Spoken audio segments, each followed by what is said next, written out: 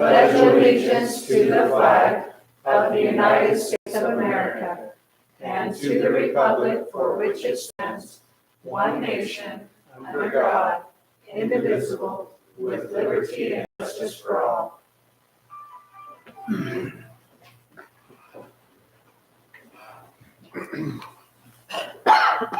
Okay, do we have any disclosures or declarations of conflicts from the commission members? No. And does anybody see an issue with the agenda order? If not, I'd look for a motion. I motion that we approve the agenda order. Motion and a second, we'll take a vote. Aye. Aye. Aye. Okay, review and possible approval of the planning commission meeting minutes from September 14th, 2022. They're not quite ready, so we'll table that item. Which brings us to the public forum section of the business. I want to remind everybody that this is for anything that's not on the agenda.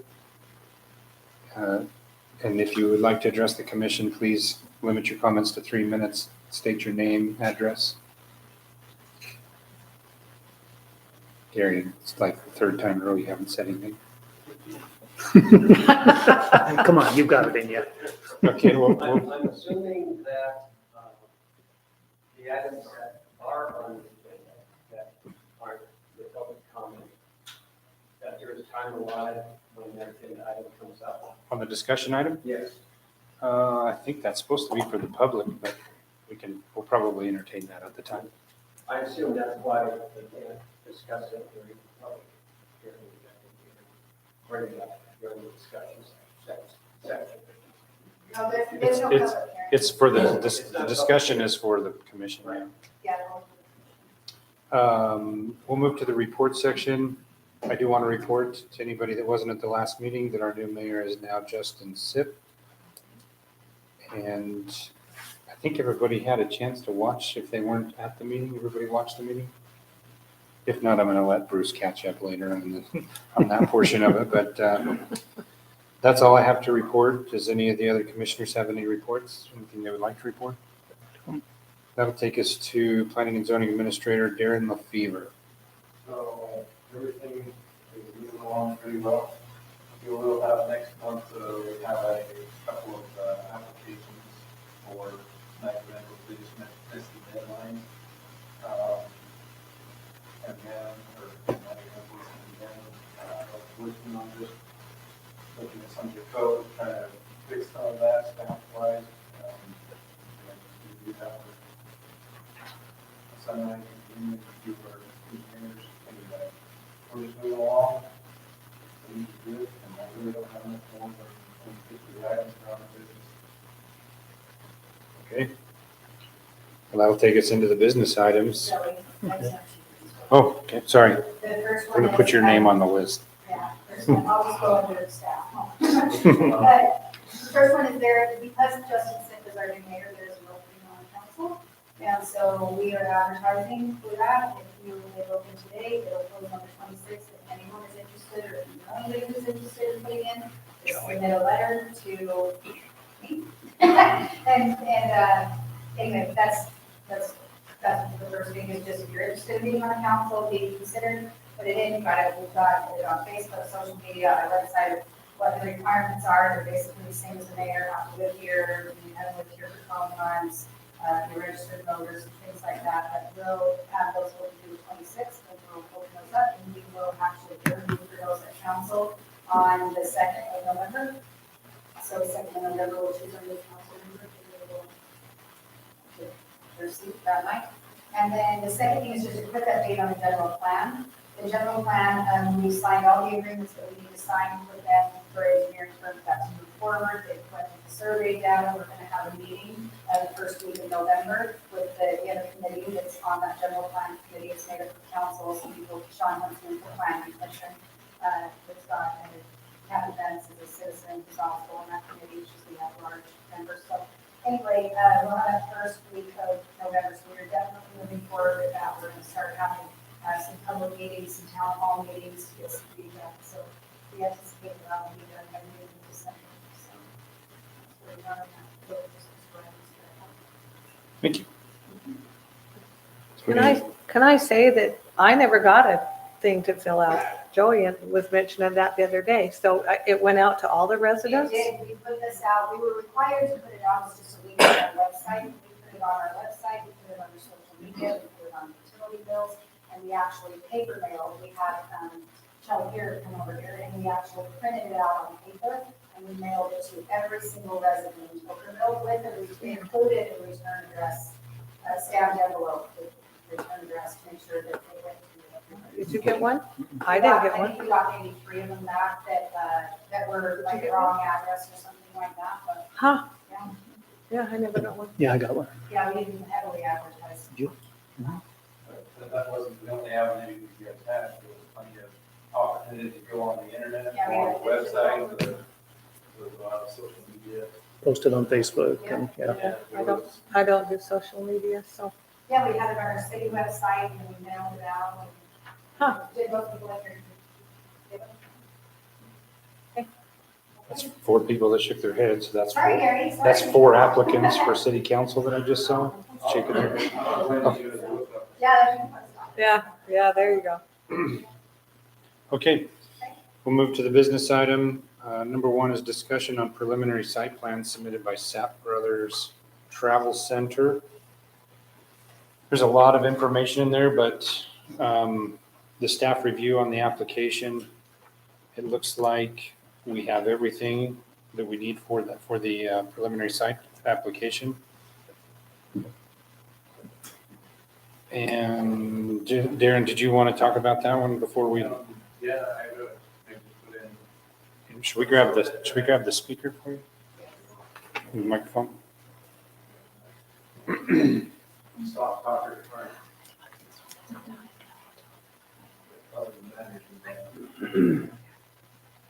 I have to say that I usually try to go through all of it. Everything out, but there's like 35 pages in here. Yeah. There's a lot of material. It's like, So we do, our ordinance requires a lot of information, which probably at this stage is a little bit excessive. That's what we're looking at with the code and changes, but they supplied everything that we asked for in the code. They have supplied all that we need there. Understanding the next step, if the preliminary site plan was to be approved, the next step would to be go to construction drawings. They have been doing construction drawings.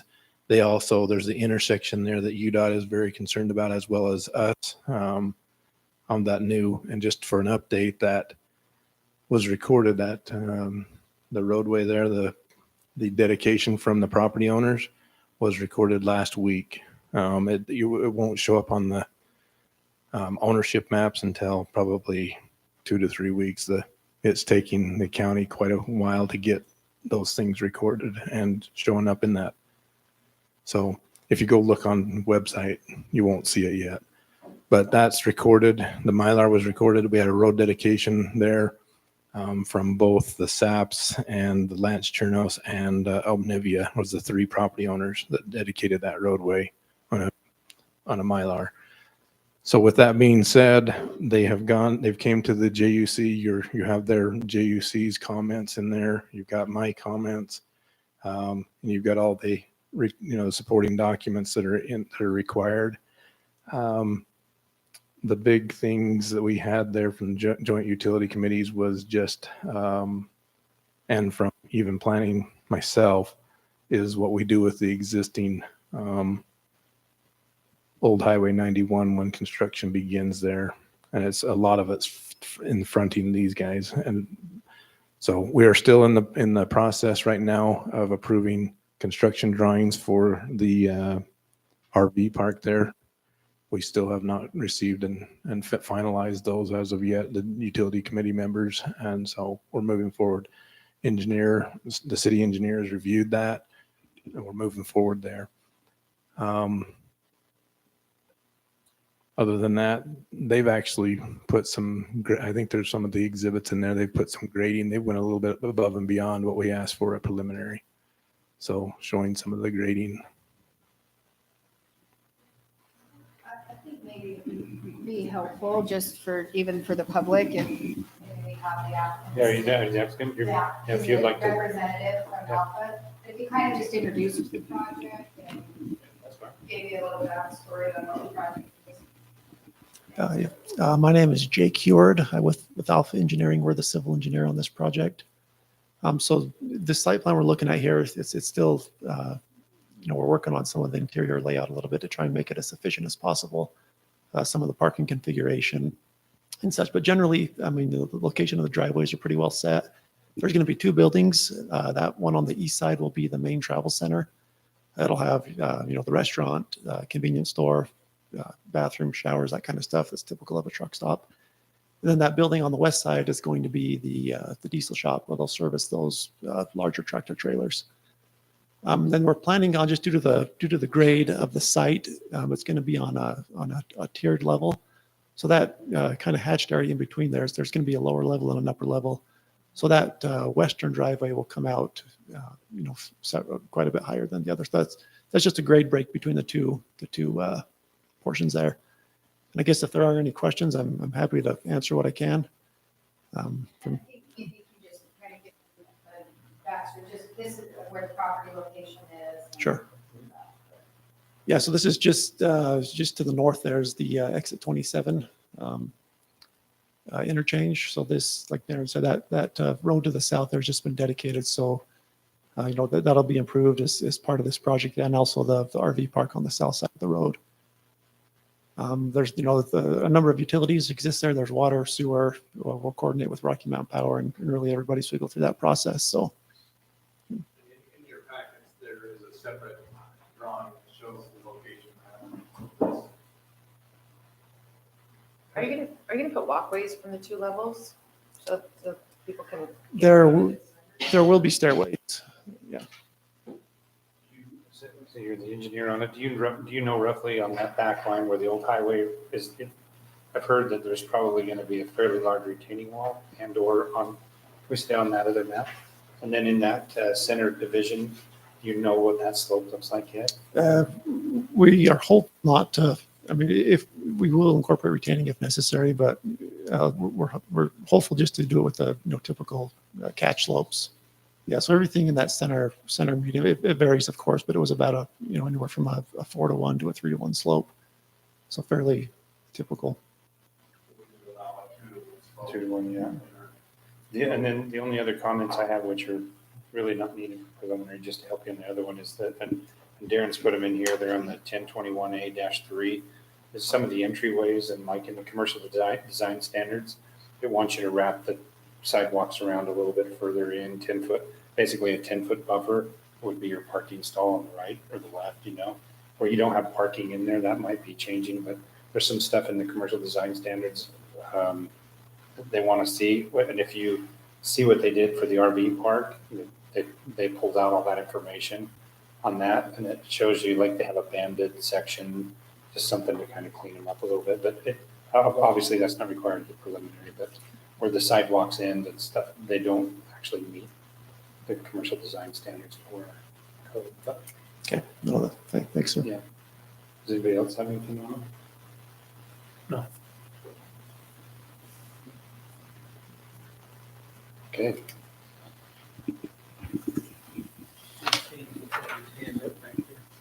I'd like to know how we're doing, is that gonna be the old Route 91 program? Public DC, sorry. But it should be. So I'm asking the engineer, how are you dealing with the Route but 91? you can wait till after the meeting, you can ask him whatever, but during the meeting, we're not supposed to allow it. So this time, I think the application is complete, now I'd look for a motion on the application, if anybody's ready to make one, or if there's any further discussion.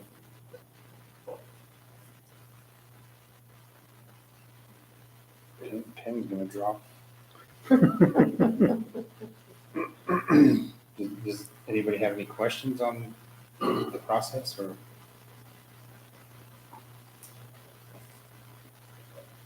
So I'll make a motion. Okay. That we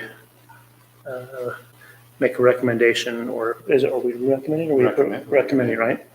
On approval of the preliminary site plan as submitted with Staff comments? the staff comments, yes. Okay, we have a motion. Second motion. We have a motion and a second. We'll take a vote. Aye. Aye. Aye. Okay. That takes us to the next one. And I'll just start with Darren to start, if you want to. So,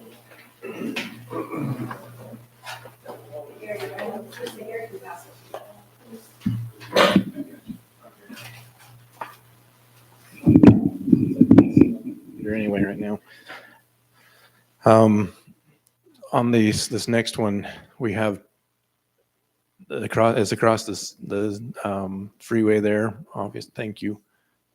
So they're proposing to put a hotel and a kind of a strip mall type of thing there, but they are going to be taking considerable amount of material out of that site.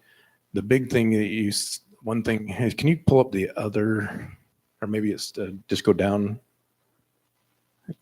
a couple more, one more. That's it. Can you go to the other application, the other site?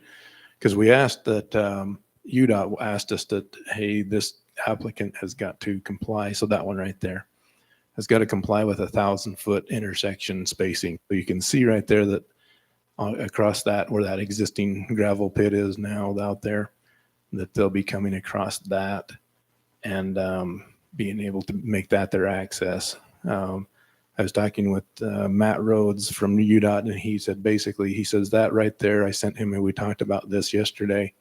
I said, is this what you were asking for in the joint utility meeting? And he said, yep, that's exactly what we're looking for. So that would become the new road as this develops and builds out there. So they don't allow, it's kind of like the same thing we're doing across the freeway for the travel center and the RV park, is that 1,000-foot spacing before you have any type of intersection. They want to get rid of the dirt road where it is, and then also the one that goes to the south. So you see the applicant had kind of put another arc there, kind of going to the southwest, and so they could hook onto there and go to the southwest and reroute the existing one that goes down to the water district's tanks.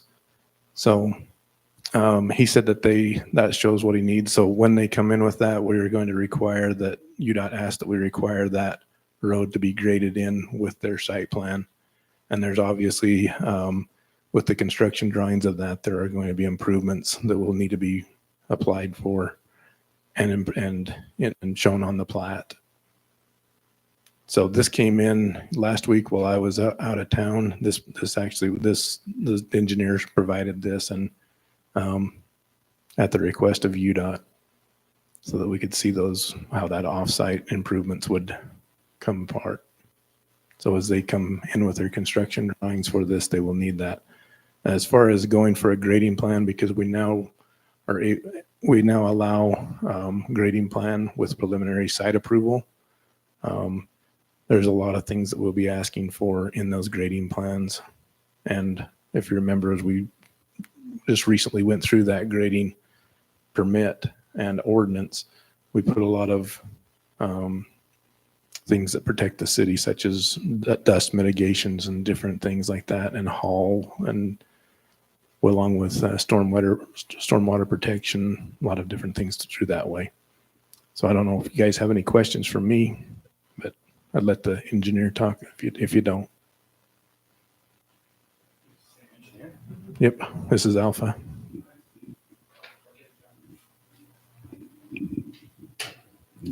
I think Darren pretty well covered that. Just know that site is very preliminary in nature. And the main intent is that the owner is just looking to do some grading on the property. So we're just going through the proper city process here. Okay. My questions I got are for Darren on it.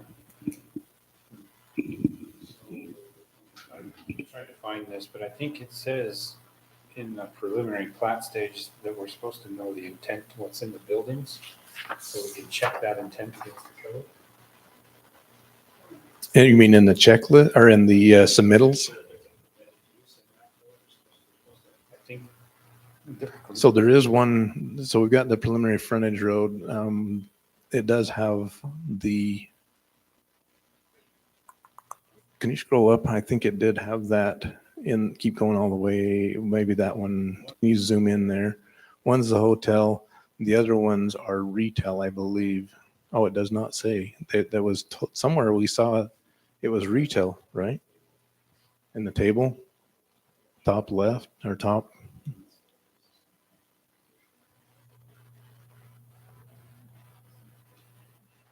And my next, Business, approved businesses only, so that it's in the BMP.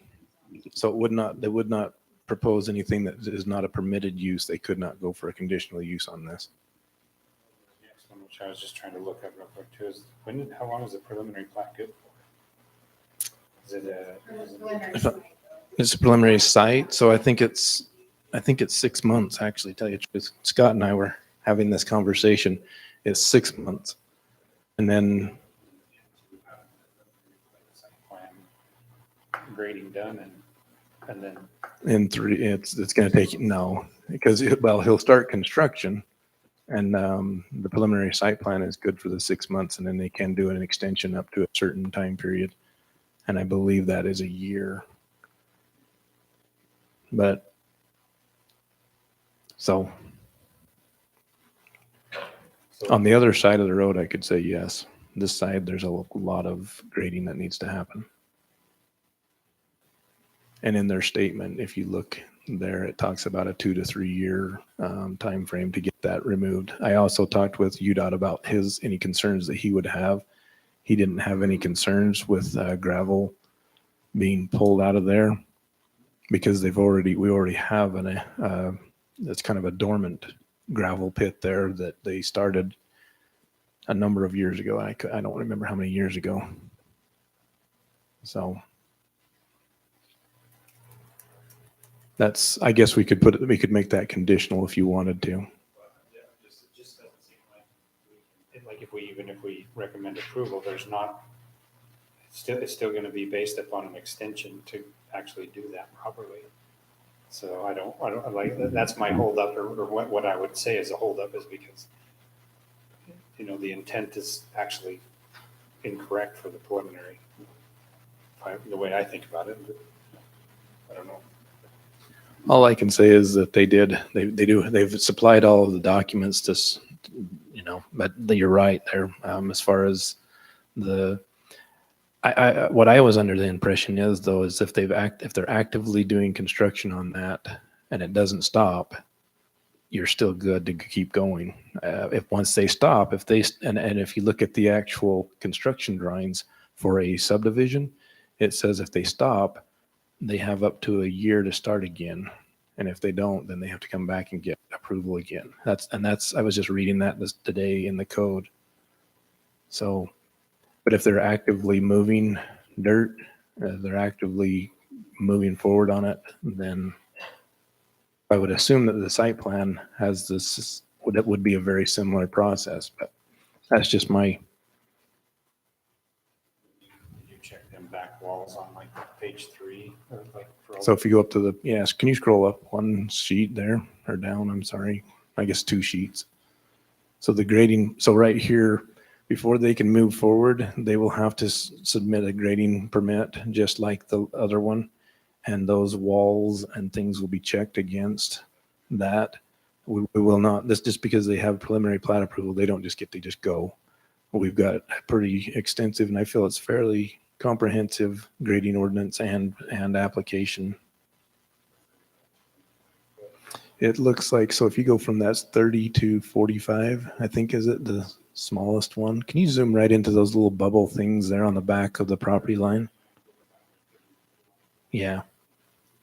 So 3920 to 45. So, and our grade, a 2 to 1 slope, as long as it's stable.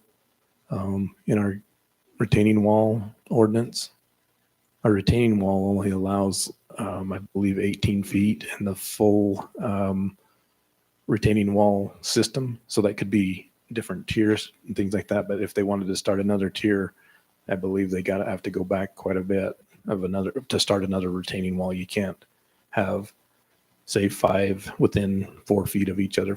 It's a retaining wall system consists of going 8 feet, going back 4 feet or something like that, and then going up another 10 feet would be the total of 18. And that's all they could go, or they could go a total of just 18 feet but they would have to have a geogrid, and they would have to have an engineer, a licensed engineer stamp these plans. A geotechnical engineer, not a regular civil engineer. Anybody else have any questions? Because I'm learning, but so if you approve the site plan tonight, what does that allow them to do initially, or what's their It next allows step? them to start building construction plans and going through that process. Basically gives them, it's basically saying that that intent fits the code and the zone that they're applying for, Yeah. which is pretty much confirmed. There are some existing utilities there. We have our 8-inch water line and a few things that they're going to have to be mindful of as far as a grading plan and things. They're going to have to be careful. They're going to have to work with us to protect those. There's an 8-inch.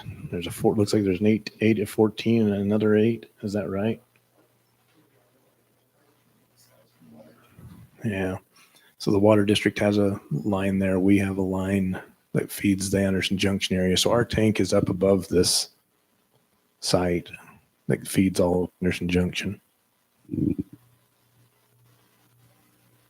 think and I need to check on this too, but I think what our code calls for is that it should show the percentage of land that's over 10%, right? It does. Then they've got a map in there. If As the shaded, that might not be over 10%. is there a colored one down at the very bottom? It doesn't actually look like on this one that it is. So the green is all as 10% or less than 10%. They've got a couple of little tiny areas that are yellow, but that really is super.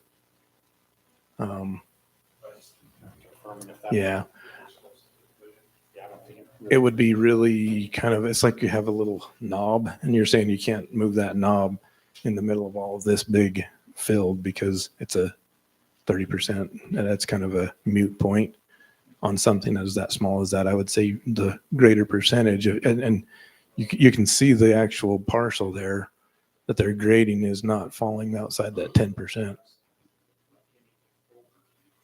supposed to shade and not under 10% so that we can clearly see what's over 10%. So this, like in the future, that color differential is pretty hard to see. So if we only shaded over 10%, we'd be able to pick it out like that, right? Gotcha. Yeah, I think that's what the code says. I would need to check on that. Well, no, it's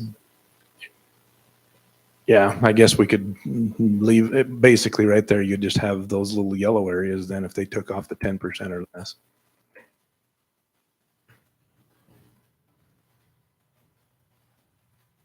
So Anybody else?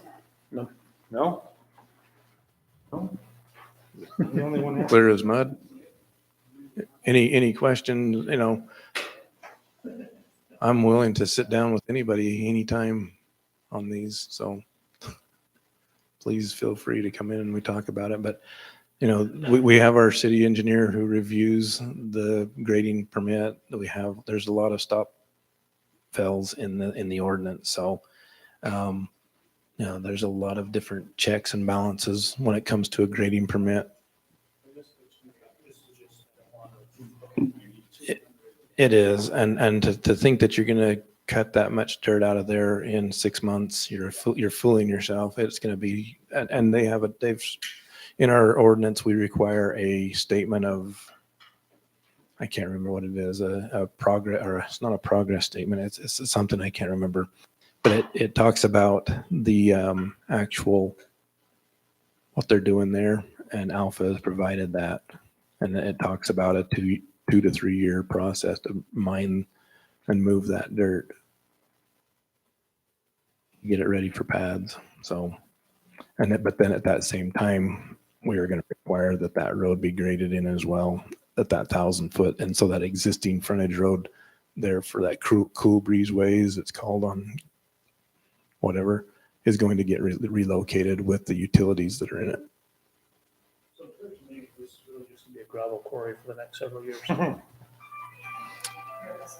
Realistically, it is. And I don't see where it says that 6 month requirement. I just asked it. I don't. It's, so there is, it's Anywhere where it says it has to be, I can see that. the construction drawings, if there's, you can type in construction drawing. I'm just saying under the grading permit, under. Oh, preliminary- you're right. Preliminary site plan, there's no requirement under the grading plan, there's no requirement. You're right. It's just continuous. You're right, So, Gravel quarry. because it's not permitted in this zone. yeah. That's why. And he didn't want to lose. He didn't want to lose. No, you're fine. You know, actually, well, after we're done, I'd like to talk to you about any other things you'd like to talk about. Okay. Yeah. Yeah. Any more questions?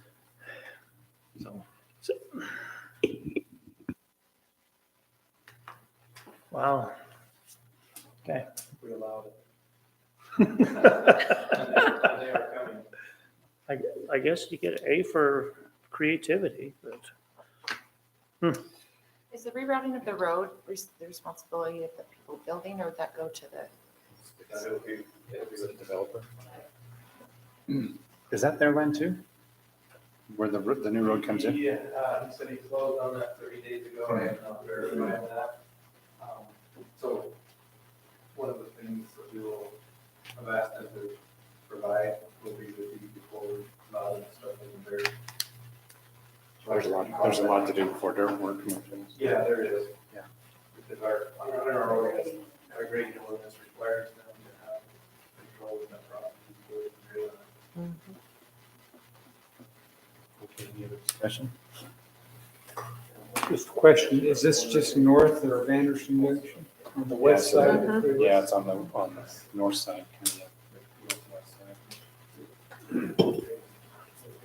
Southbound side. All right, if there's no more discussion, I would look for a motion. oh, look here. I move that we recommend this preliminary site plan to be sent to city council For approval. for approval What's that comments? with staff comments. Yes. We have a motion. For a second? I'll second. And a second, we'll take a vote. Aye. Aye. Aye. Aye. Okay, that takes us out of the business item and to the discussion item. We purposely put the nightly rental ordinance in first so that our great conflict council won't have to suffer another whole RV ordinance after or before. So what I think would be the very best thing is that we turn the time over to Bruce.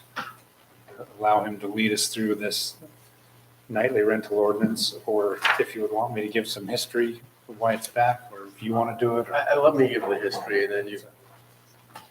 I would love for you to do it all. Yeah, so it's because of me, it's back here anyway, so I might as well. It's not because of me, but, let's do the Reader's Digest version this time instead of council members. Did I talk too long last night? What? I figured I thought it was great. I figured it took me a while to get people on board with what I was saying.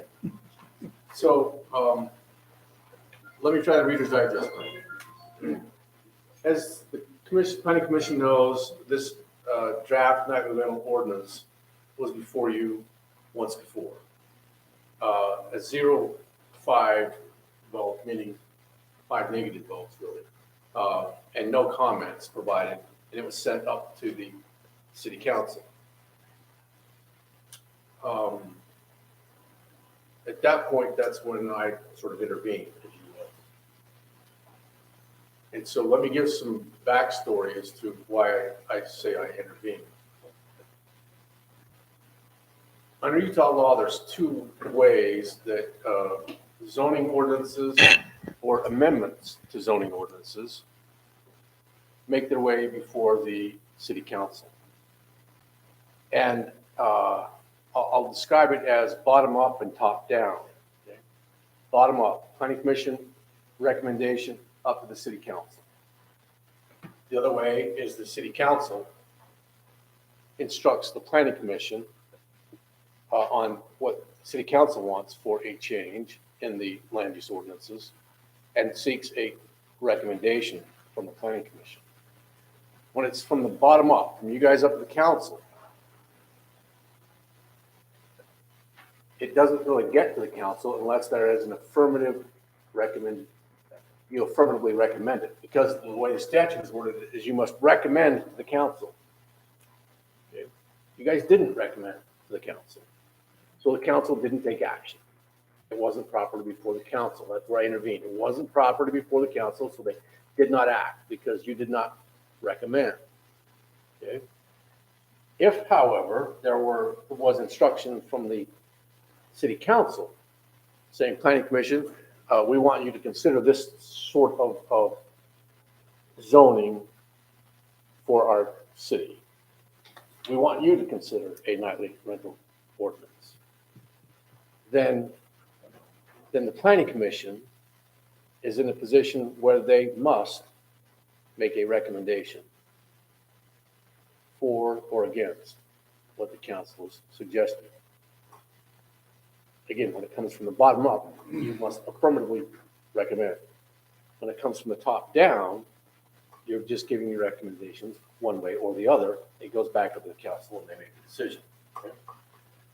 So last time it wasn't properly before the council. That's why it's back before you tonight. It's back before you in a different way. It's back before you because the council is telling you to consider this. Okay? And I know that there was much made of the fact that the ordinance was, the draft of the ordinance was prepared by Heath Snow, Heath being city attorney and also, but not for the Firelight issues. That's where I'm the city attorney. But he prepared the draft of that ordinance. And I'll say again, no one should take anything negative from that. By the code, the Utah code, that draft, when I say it originated at the planning commission, it originated at the planning commission in terms of you first considered it. You sent it up to council with no recommendation, and I kicked it back down because there was no affirmative recommendation. So, and I may have misspoken in an email or on a phone call with Joey earlier today. You will not make a recommendation today, one way or the other, because it's only on the agenda for discussion. You'll then have a public hearing, and at that point, you'll need to formalize your opinions into recommendations. Those opinions, when I say opinions, should be based in your ordinances. Personal beliefs, maybe to some extent, but that's not really. If it fits within the general plan or doesn't, you can say, I would not approve this because this thing doesn't fit within our general plan. It doesn't fit within this ordinance. Or you might say it's contrary to, again, I'm not telling anybody how to vote, but you might say, we already have a nightly rental program. You know, this is it. This is all we ever want. This is what the planning commission recommended, and this is what the council adopted, which is the, I call onesie twosie. You can have anywhere in town a nightly rental if you obtain a permit.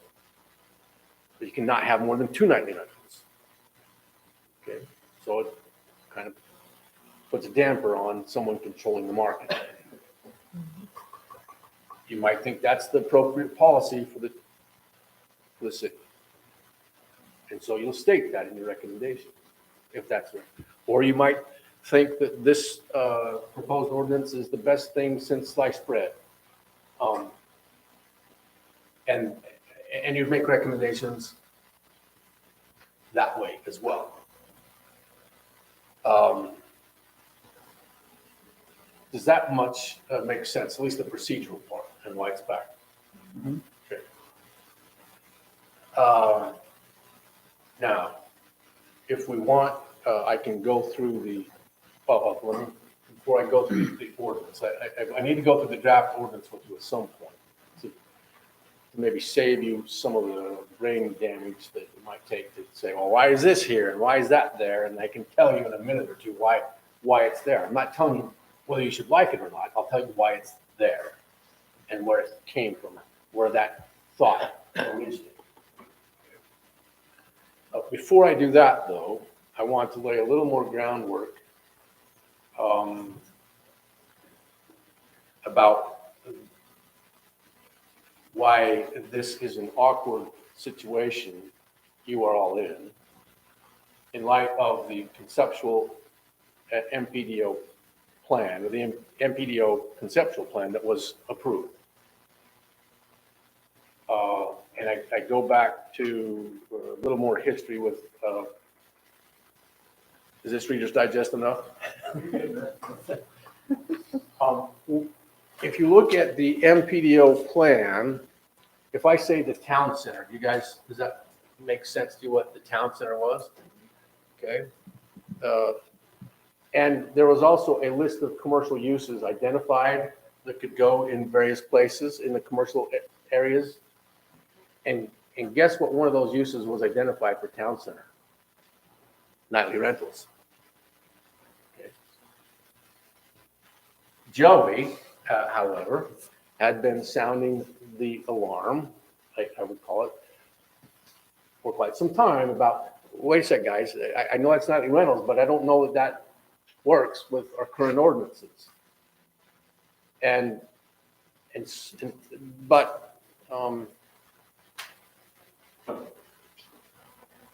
But I guess to summarize it, Joey's warnings went unheeded for a time by everybody.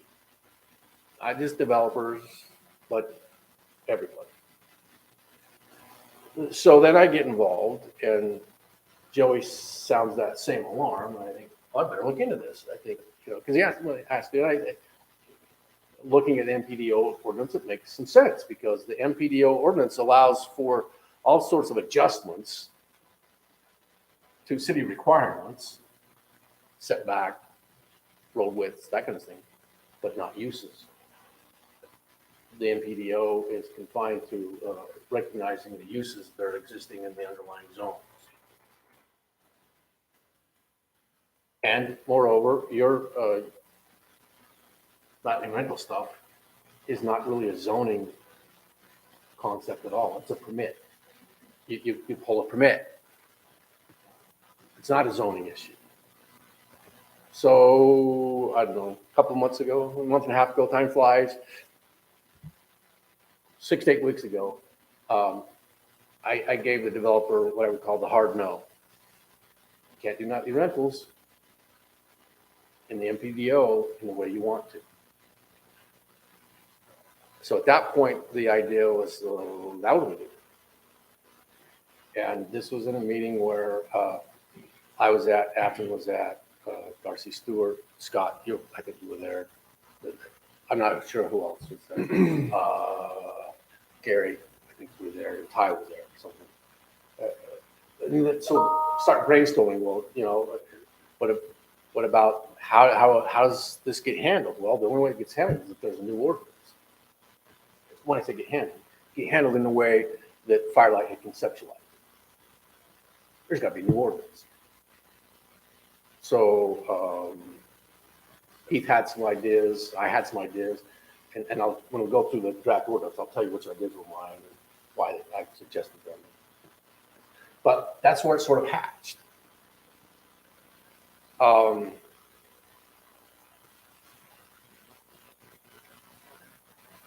So you might be able to see why now the city council is directing you to consider a nightly rental development ordinance, because if we have this uncomfortable situation that we board stepped into.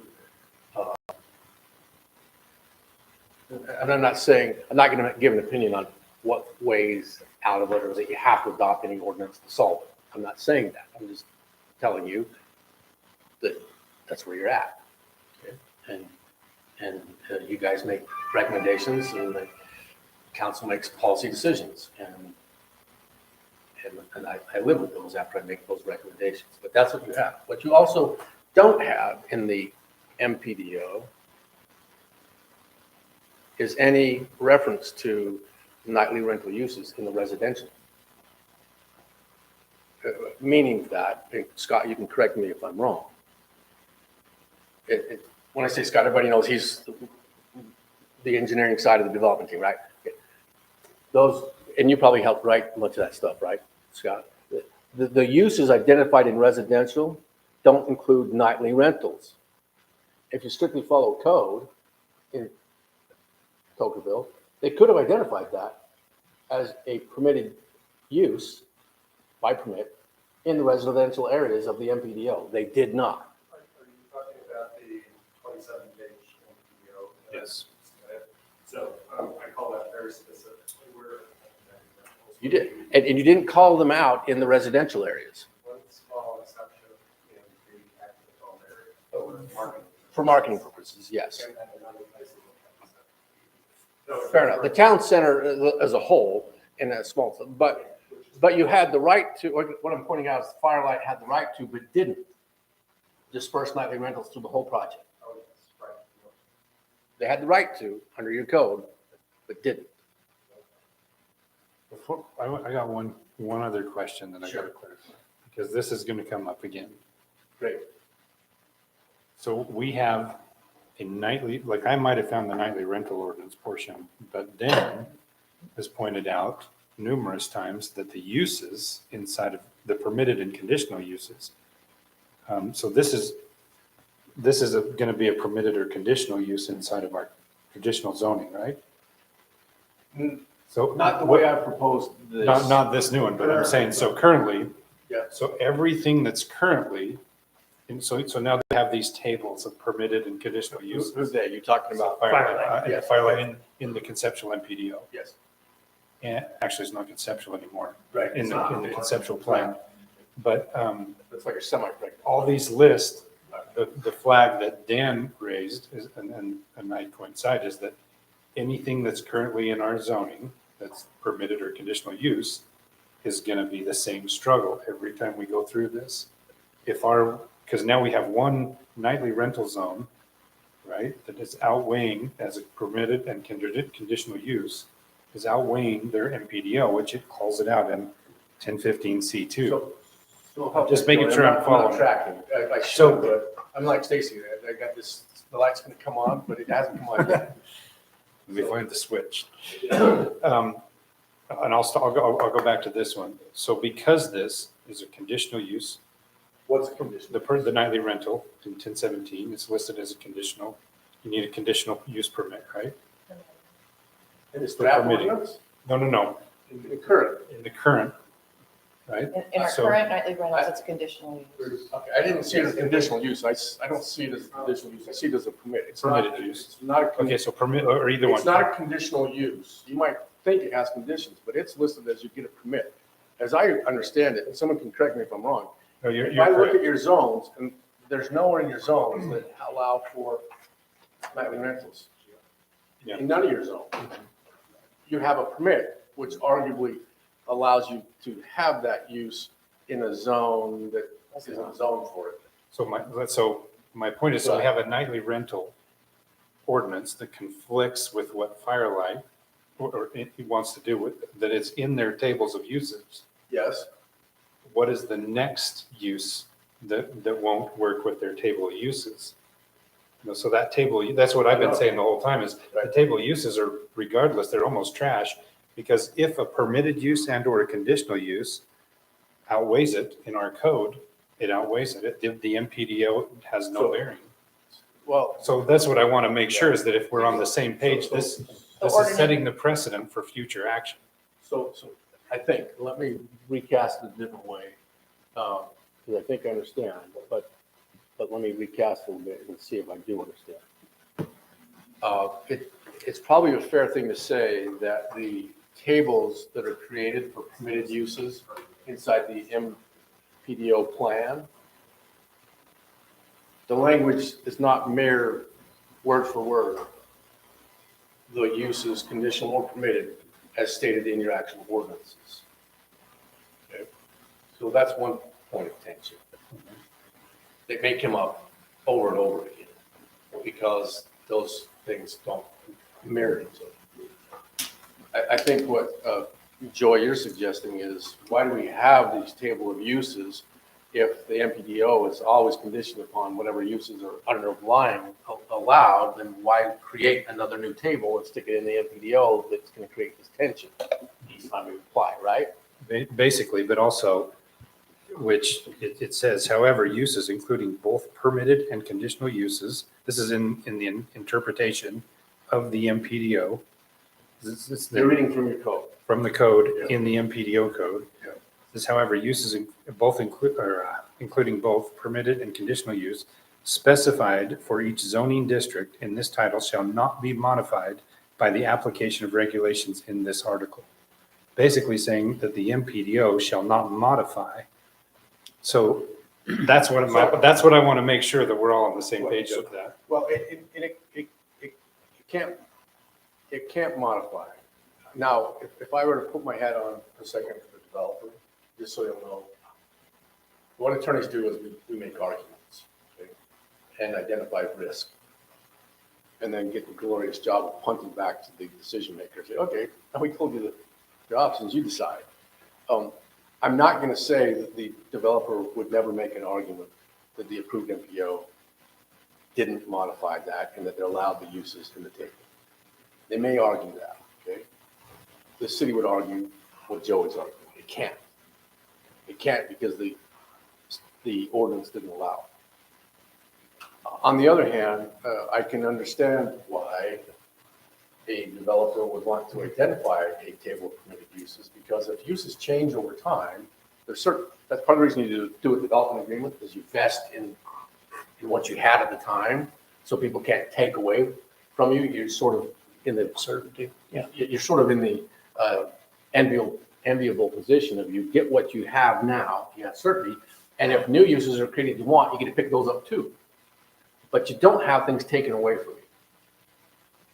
So in some ways, if I'm arguing both sides of it, I would say, I get why you have a table of uses, so that when your ordinances change over time, no one forgets what you got when you came before us. So that if the ordinance in the future doesn't allow something, but it did today, I have a record of what there is today by their table. So I see the tension, Joey. I'm not sure how I can solve all of those tensions. Right now, I'm focused on solving only one of them. So Does this fit as one of them? Is my main question. Is this one of them where the nightly rental is basically conflicting with that? I'm taking the position that there is no nightly rentals other than by permit for your current ordinance in their town center. And these little areas they've identified, unless. That's the only thing they can do. And they can only do it in the town center, just to make it simple. They can only do it there, you know. So what it would say is that you'd have to have, let's assume there's 100 homes. You have to have 50 owners, each own 2 homes, and each apply for permits. What's that? We'll live here. Yeah, That's that's not going to survive very long. Okay, that's going to come out. You try to litigate that one, you might as well, open up your pocketbooks and get ready to pay a lot of money. So can I go back to this table thing for just a sec? Yeah, maybe. So I remember making the motion on this whole thing here, and we discussed the tables, and the motion that was made was that the tables with Firelights agreement were to match what the city's agreement was, or the current city tables. tables. And so my question is, I'm wondering when the city council Did they approve that with the suggestions of the city, of the planning commission, or did they just, was that just kind of slipped it through?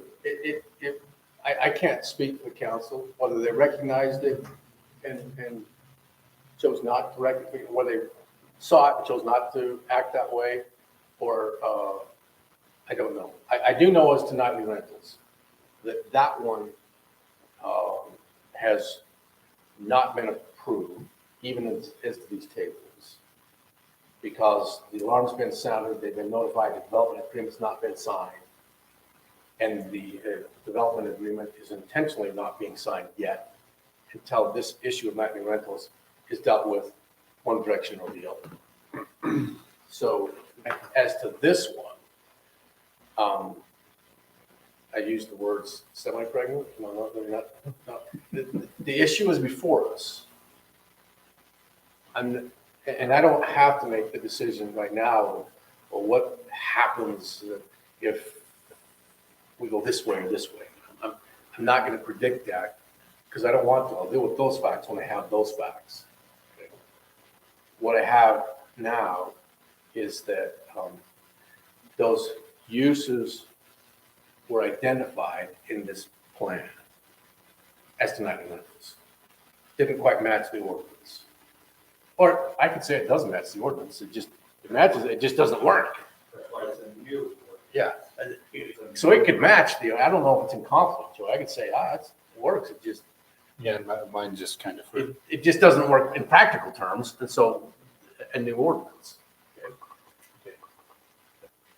Did I kind of get your question answered? Yeah, after you think about it for a few days, you're going to send me an email, I know, so. But in short, as to nightly rentals, you haven't approved them. It's not in conflict. They could still do nightly rentals all day long under your current permit process.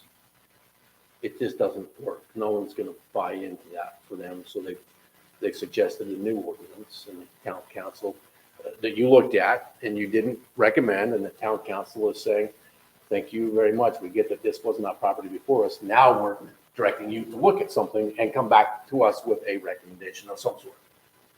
Changes or the way it is, whichever. Yeah, you don't suggest changes to it. That's your job. And so with all of that, Gary, you have something you want to say? I just want to clarify a couple of things. Number one, I wasn't in the meeting with Stephen. Okay. Well, and if you were there, the birth of it may have been a side discussion with Right. Heath and I that no one heard, but maybe Heath and I. The meeting, Yeah, I was like, I the was. meeting I was in, I just want. yeah, Okay. the meeting I was in was over the development agreement. Yeah. And, you know, after and Heath in that meeting. And during that meeting, and one of the things that we started this conversation, a little confused, we were talking about the MPPO, the tables, but the table, with my understanding, the table exists within the development agreement. It's an exhibit on the development agreement. And during our meeting together, I was kind of insistent that it wasn't just a P for permitted only, but it was a PC, meaning a permitted condition. Right. And that's when Keith agreed to that as well. And so that's where the PC came. But permitted with conditions, yes. But that then, so it's sort of not a conditional use permit, it's permitted with conditions? Or- Yes. Yeah. And It sort of flips the analysis and approach a bit, result kind of the same. But yes, so when I say the idea was hatched there, Gary, it was partly hatched when you say permitted with conditions. If it's going to happen, it's going to have conditions. I say it was hatched then because then I'm saying, for lack of better terms, there ain't nothing in the ordinance that allows it to be permitted with conditions. It's got to be a new ordinance. And so that's why I say it was hatched at that meeting. And so then I'm saying to Heath, can't do it, guys. Can't sign the development agreement, guys, because we don't have this thing. And the only way we're going to get that thing is if there's a new ordinance. then the second thing that Stacy made, I believe Firelight did try to match all the ordinances that were already in place for the city of people on their permitted uses. but they actually made it even tighter than what the city code is. So that was favorable for the city because they tightened it up even more, with the exception of the addition of the nightly. So, is that clear? Sorry. They're restricted. Yes. Thank you. So Joey, is it better to keep going down the road of trying to adjust our nightly rental ordinance, or should we be changing it to be like a residential nightly rental ordinance and then creating a commercial nightly rental That's what ordinance? this Like, are we Can I trying say to split it something out on- completely? On that,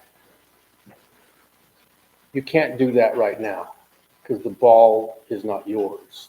The Right. ball didn't originate with you. The ball originated at this time with the Right. city council, and they've told you to take up Leave this this ball. one, okay. So you can't, at a later date, you probably could, and you might, your recommendation, if you were to make the motion, you might say, I would recommend against this for these reasons, that we should go do this or that. Just similar to how we put the RVs out. But I think that if we go through the ordinance, it might help people understand some Brutal. with this background. So we okay? To go through that now? Please. Bruce, one Yes, thing I would sorry. like to do, and just have you speak to for just a minute. Sure. There's been a lot of back and forth about the comments about if you have to be a resident or you don't have to be a resident. Yeah. I do want to just get that out, just that we've had several conversations about this part of the ordinance, both and it was the two, you have two and live here, you have to be a resident and live here, and it was, you could have up to 10, and this and that, we've gone through that. We've gone through 4 different law firms now. We've gone through, obviously, Deep Snows. We've gone through, we've run it through Bruce. We've gone through, met Snowden Reese law firm, and we've also called the legal cities and towns and spoken with their attorneys. And it has come back every single time that that is a violation of constitutional rights to require someone to be a resident. That is a violation of both the 5th and the 14th Amendment. So there's been lots of back and forth on that. Ours currently says you have to be a resident, but it is definitely unanimously been agreed upon. Can they, That is the limitation an issue? No, it's the residency. That you can't say that somebody has to live somewhere to do something with their property. Just take an example, and some of you might fall into this boat or know many people that do. Let's assume that, I'll just pick Logan just for the heck of it. I live here but own a house in Logan. What if Logan said, you can't rent that house if you don't live in Logan? You might own the property, but you can't rent it Nightly rental. at all. You can't rent it at all. You can't rent it at all. Would you pitch a fit? I'm betting you would, because you'd say, you can do that everywhere in this country. Nightly rentals? Okay, are they a little more onerous on the neighborhood? Yeah, perhaps. But most courts have looked at that and said, a nightly rental versus long-term rental, it's still single-family occupancy. It might be for a shorter period of time than longer period of time, but it still fits in a single-family residential neighborhood because it's just a rental, and you have the right to rent it out, short or long, unless there's some prohibition because it's classified as a commercial activity, and it might fall within that when you deal with the nightly rentals and the taxes and all that. But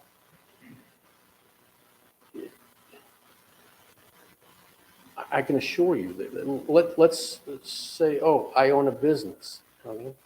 Oh, you can't run your business out of that warehouse there unless you live in our town. Well, you're going to pitch a fit for that. Because I own property up there and I should be able to run my business there even if I don't live there. So it's just not, I get why you did it. But it's not going to work. Unless you want to spend a lot of money and lose, it's not going to work. But that's not what we're here for tonight anyway. That's your existing one, and you're going to deal with that. This is a different concept. Right, I just wanted to speak to that because we just had lots, I mean, that's something that the property owners in Tocqueville brought up lots and lots of times, right? That's something everything that goes by, just that you have to, you have to live here. And you have to be here when you rent it. Exactly, and so that's one thing that I think is giving people a lot of comfort in Porterville. I promise you, we have worked long and hard to find a better loophole to keep it that So- way. And we keep getting shut down hard, and so we are, There is, now what Stacy said is a little different, and there is, you guys want me to go into this? There is a little bit of a justification for that. It was called Anderson versus Provo City, a lawsuit that involved the houses up on the bench above BYU. Okay? And the people there got tired of the houses being turned into basically apartments for BYU students. Up in what's called the Tree Streets area. And I actually lived in one of those, and so I was one of those sinners that rented a house and going to school, okay?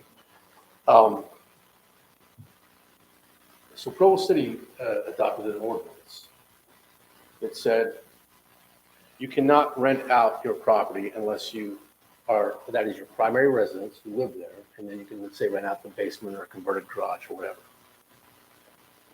And the Utah Supreme Court said that having an owner-occupied community, that you can live there, and you can stay there, that you can by zone, say in this area, in this particular type of a zone, owner occupancy is required. Not that you can't rent it out, but you got to live there to do it, which is different than just being a resident somewhere in town, because that doesn't foster an owner-occupied community. You have to be in the house and rent out your basement nightly, if you're going to go with what Stacy's saying. And then I can support that. And I draft documents all the time that support that sort of concept. But it's different than just saying I got to be a resident in town and own a place over there that I'm going to nightly rent. Okay, it's a different concept. Because again, the public policy is to foster an owner-occupied community, and I can get behind that. I can't get behind your current ordinance. Where you're a resident and a business owner, basically. 'Cause you're Yeah, renting. I can, again, I'll just narrow it. I can get behind if you're saying to someone in this zone, we want you to have that primary residence, whether if you can ever rent out a portion of that property, you gotta live there. There's a whole different set of policy reasons that support that. Your ordinance doesn't quite meet on all fours with that.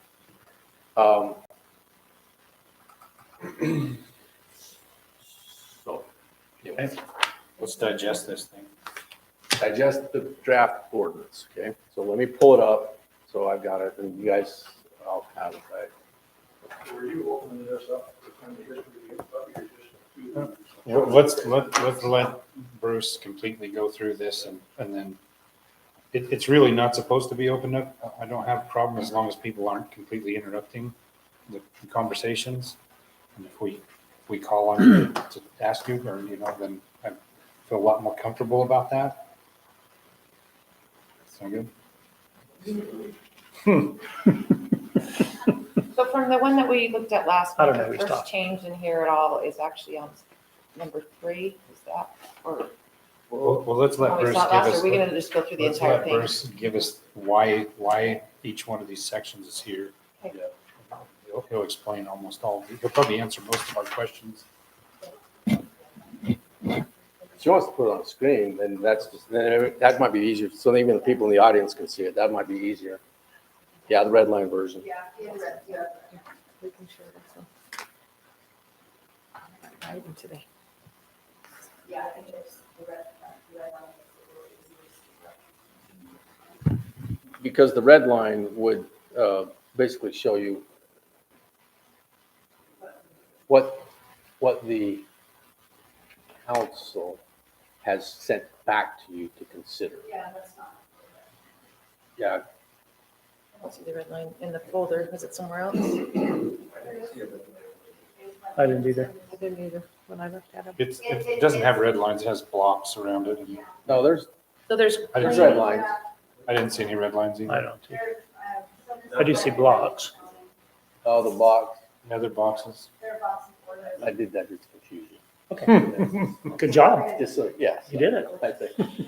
There is a red line version, and I sent them, but if you don't turn on in Word, the right box is to show your comments and changes, you might not see them. Yeah, James, I just sent that to you, so you don't have it. So if we pull that up, then, yeah, that'll help. While Daisy's pulling that up, let me just give a little bit more of background. You have to understand. What you reviewed last time was the proposal to create a nightly rental development zone, an area basically, that is within a commercial zone where you could have nightly rentals.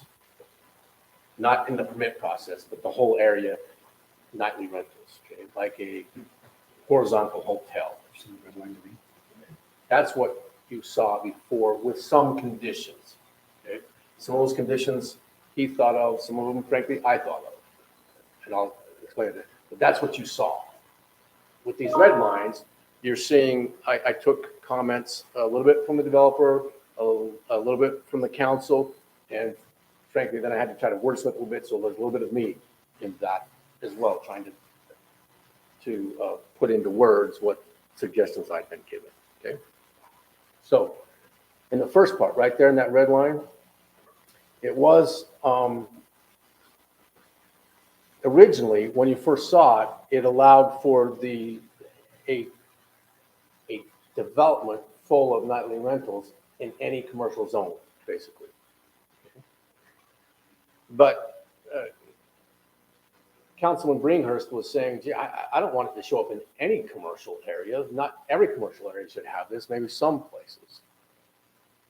And then, excuse me, Scott had said to me, well, maybe it just ought to be in the MPDO zone areas, because that's where you got some control over adjusting what's in one area or another in part of that process. So you can limit where those go, not just in any commercial area.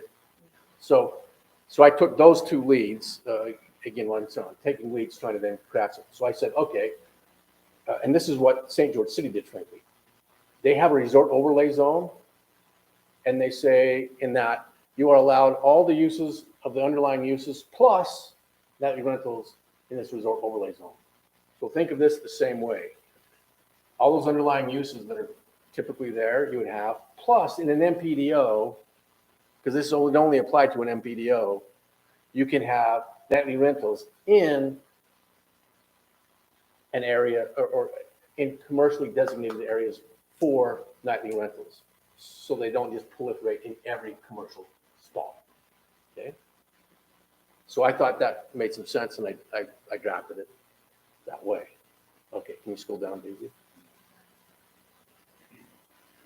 Okay, this is the same thing. Councilman Bringhurst, for example, had stricken out highway commercial. He didn't want to see things in highway commercial. So, but I just took out all the commercial and just made it commercial areas in the MPDO zone. Okay, so going down to make it a little larger. Okay. That red line, I created Gary had noted there was a missing word B in there, so I put the word B in there, to be rented. Okay. Under the terms of ordinance, nightly rental, short-term basis, okay, go to that. So go down a little bit more. Okay, stop right there. Let me see what I want to say about that. Okay, all of that there, all the way to this point there, we're basically just saying instead of it being in every commercial zone, it can now only be, it's like saying, of all the uses you have, if you do an MPO, you have one more use that the town never had, and that's nightly rentals. And you can identify a commercial pod or area where those nightly rentals can go, one or more of those pods. Okay? So that's everything thus far. Now, let me stop here and tell you what's going to be coming next. Prior to the council meeting, when I was asked to look into this, and Councilman Greenhurst called me and said, hey, what's this nightly rental ordinance all about? And so I downloaded for him what that first version, what it was. He said, oh, gee, that saved me, because I've been beating my head against the wall for 2 hours and didn't know where I was going, and now I get some sense. But I also then sent to him, Joey, and Afton what St. George City had, how they dealt with nightly rentals in their resort overlay zone, which is in some ways like your MPDO. Okay? So what you're going to be seeing now is Councilman Bringhurst, in his comments to me, that he'd given me, said that he wanted included the requirements for nightly rentals in an overlay zone that St. George City had. So with a little bit of variation on that theme, that's what you'll be seeing. You'll also be seeing, and I'll identify it, where Councilman Chase wanted on-site personnel, and the more units you have, more on-site personnel. I've addressed that here. I'd have to tell you, Gary, I probably didn't do as good a job at it as you did. We might want to tweak some things. I'll talk to you about it. I addressed it, but I re-looked at your email just a few minutes ago, and I thought, I didn't quite capture everything that you were getting at, okay? But we can talk about it. Did you, I printed mine like late morning, and mine doesn't match what's up on the screen. Did you guys have a new version of this afternoon then? No. There was two versions. There was one that he shared that was slightly different. Okay, so That's why I had you resend that other one. Okay. So so Sorry, so, I'm like, my printout's different. I So- studied the wrong one. so this is what happened. No, you're fine. I can read up here. So maybe the answer to your question is yes, there was a different version that came out, but it didn't come from me. So what happened? I know you guys had a working session going on. but- So I developed this that you see on screen now, and I sent it to Heath and said, Heath, do you want to make some comments, before I discuss it with the planning commission? He didn't get back to me in time, so I sent my version out to you guys. Then Heath later gave some comments and sort of cleaned this up a little bit, and he sent his out. He had comments, and I'll just kind of talk about his comments tonight. He had comments. But if you thought there was another version, that might be why, because it was just Heath's comments. Not version, just like the ones we were trying to wrote notes to talk about tonight. So you're good. Anyway, so this is where we're at. So, okay, we'll go back to, Daisy, back to like number 4. Okay, this is where you're going to start to see a lot of additions over what was the first version that came out. So let's go down. Nightly rental developments are permitted use within approved commercial areas of an MPDO subject to the following minimum requirements. Okay, first one. What you saw before, it said 30 and a question mark about the 200 units. St. George would let it go even larger. St. George made a distinction between attached and detached product. So again, following Councilman Bringhurst's suggestions, make it look a little bit like St. George, I kind of did that. So I just, minimum 30 detached or 60 attached dwellings. let's let Bruce get through the The whole thing? explanation. Okay. Yeah, and then we can come back to them. So I expanded that a bit, okay? Scroll down some more. Okay, and it originates from, okay, the primary access, this was there before, but it has to originate from the Tocqueville Parkway. Actually, this is the later version. This is Heath's version. I bet you if you open that comment, Daisy, this is Heath's version, because I didn't say. This is the one I received from you. Yeah, well, yeah, see, that's Heath's. Okay. This is the one I received from you. Well, you would have received my other one too. You did receive one from me this morning that I forwarded Heath's, but you received yesterday Keep going. my version, but we can keep going. So whether you want it to originate off of the Parkway or take direct access off of, Heath changed mine. That's why it's in a different color. He changed it to originates. I don't know if you guys want it to originate, so I'm saying it takes access off of the Tocqueville Parkway. The reason that was a suggestion from me. Okay? And where did I come up with that suggestion? I'm counsel for Rockville, and Rockville's gonna have a parkway sort of around their area as well.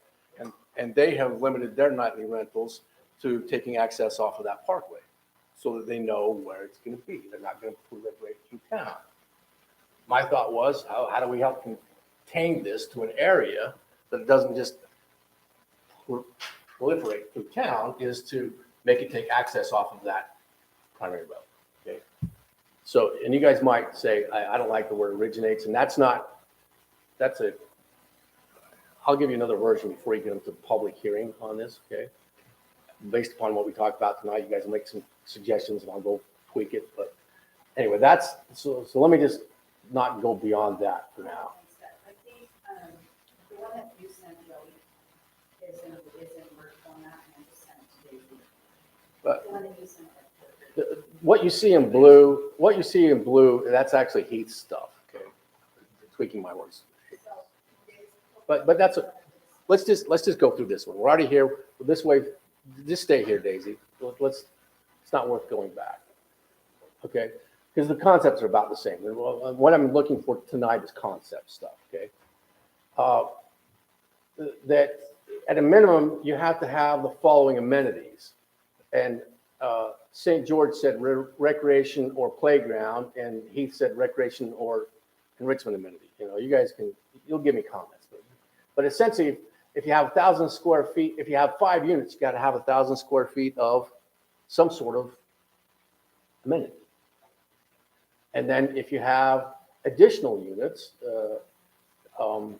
St. George City says an additional 200 square feet for each additional 5 units, or each unit above 5 units. Okay, so every time you add a unit, you can add more space, more parks, more clubhouse area, more something, more amenities, so that you don't get this teeny little pool to service 200. Please, scroll down some more, Daisy, if you would. And thank you for doing this, Daisy. The average width, again, St. George City, that's where it came from. St. George City say you got to have this average width for this amenity area. So again, you're not just giving a little postage stamp. You're some little narrow strip, like a park strip. Say, there it is. It's out there next to the sidewalk. And anyway, so then all required areas shall be usable common space, so everybody gets to use it. You know, it's there for everybody that's in the nightly rental development area. Number 6, the number of amenities. You go through this, and this is the table. I tweaked it slightly from St. George, okay? But if you got 30 to 60 dwellings, you got to have at least one amenity. And that's actually he tweaked it. I think I said 0. I better look at that again, because I think I had 0 to 30. You had to have one, because your minimum number is 30. So, but maybe up to 30. That's fine, because you got to have a minimum of 30. So it probably is fine, 30 to 60. You got to have at least one amenity. So there's that table. Again, that's sort of from St. George on how that works. The type of amenities, the size, and all of that has to be approved by the land use authority. Heath didn't like that idea. That he would just soon have, here's the amenities. You got to have a certain number of those, rather than why do we have to have the land use authority decide what kind of mix we have. Okay, but that's what that is. So the next, again, St. George City, you have to have, as soon as you have 50% of your units constructed, so in this case, if you had 15 out of 30 or 25 out of 50, you're going to have your amenities done. You can't get all the houses built and then say, we'll get to the amenities later. Can't do that. Okay. Scroll down some more. Minimum of what, 30% in addition, minimum 30% of the lot area to maintain landscape. Just a little more, Daisy. Yeah. Yeah. Thank you. So again, front setback and stuff, whether we need to get that granular, I don't know, but that's what, when Ty said include St. George City stuff, that's what I did. Okay. So go down some more now. These are the table of uses, amenities from St. George City. The prior one you saw, again, the developer, Firelight had suggested a list of amenities, and I told Keith a few more, and he added that in. But there's got to be some amenities, and you guys might have some comments on what those amenities should be. Okay, Now, let's get down to the next one, the number of personnel. And this is from Gary. So again, what I'm telling you, this is top down, okay? This is the council telling you, look at these things. And at some point, not tonight, but at some point, you're gonna have to say, yes, we like this, or we don't. And here's our recommendations, one way or the other on that point. I would tell you that, and I can't say the developer as a whole, because I can tell you from Heath's standpoint, speaking for the developer, he doesn't like to get this granular. He wants the business owner to decide how many people they need on site. If they get bad reviews, they'll add more people to make it a better place. If they get good reviews, that means they're adequately staffed. My personal opinion is, if you want Motel 6s and rundown hotels, you can have them, because that's the kind of what you get when you don't. So I kind of like this, okay? My personal opinion is I kind of like it, but I get the argument against it because you don't want to get too much into people's business. But hey, if you're going to run nightly rentals in our place, if we're going to allow that, you're going to run a first class one, not a second or third class one, okay? And so what Gary had suggested is that you have a manager and an on-site maintenance person. My number two was that the on-site, the handyman is available 24/7. I didn't say they had to be on site. I don't know how many, I don't know. And Gary, you might tell me, oh, Bruce, yeah, that's got to be on site, you know? I don't know if It's there's such a good story to be. shouldn't be such any an elevators in elevator the tailgate. nightly rental community. Yeah, likelihood of elevators here, well, in the detached, there may not be, but I get that. So you, We continue to go through the. We're having our discussion as we're doing it, DC. so again, this is Gary stuff, if you will. That I took his suggestions and tried to tweak it and word something that would work. So what I'm saying, and the planning commission needs to consider and sort of mold around, is you have to consider the idea that council wants somebody on site, and they want a maintenance person. That's the concept. Whether these words quite get us there, you guys will be able to massage, work, recommend, okay? But what I'm saying is you gotta have someone at least 8 hours a day, 7 days a week. If you got 30 to 60 units, you gotta have one person, 61 to 120, you gotta have two people, three. And in addition to the on-site person or persons, you gotta have a manager. And then the other agents, which the owner of the guest can reach by, should say other agents in addition to the manager and the maintenance person. You got to be able to reach somebody 24/7. The idea is reach somebody 24/7. If they're not on site where you can walk up and talk to them, you got to have a phone number you can call somebody with and get to somebody. That's what this is getting at, and that's what came, to the extent I didn't butcher too much, Gary, that's what came from Gary. Okay, let's go down a bit more, and I think we're mostly done. What I took out there is that's just the prior uses that the developer had identified, which is a good list of uses. I don't really care, frankly, whether it's the St. George list or that list or some other list you guys recommend it should be. Okay, let's go down. I think we're about done, David. Yeah, that was their the developer's prior attempt at being staffed on site, and I just got a little more granular with it based upon what Gary was saying. Okay, that's it in a nutshell. I'm gonna say a little bit more, and then I'll throw it to you guys.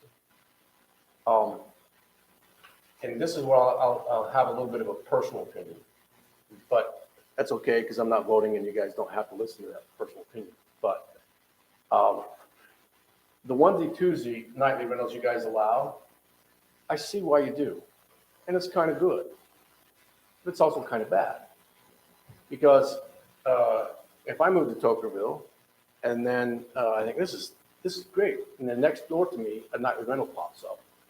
I didn't buy in knowing it would be there. I bought in thinking I don't want that noise and I don't want that many cars, but now I've got them. So what you allow is it's got its positive and its negative. So let's talk about why I think there's some positive and some negative here. Here's the positive: if you allow nightly rentals, all confined to a development area, to an NPDO. Everybody that buys in knows in this area, it's zoned for nightly rentals. So if you buy next to it, you knew it. If you buy in it, you knew it. Everybody knows it. It's pretty tough to complain and say, I had no idea that this was going to happen here. You knew it. And you have this, like Stacy was saying a little bit, if you're going to rent out someplace in Pocketville, you should be in town when you're renting it out so that you can deal with the problem.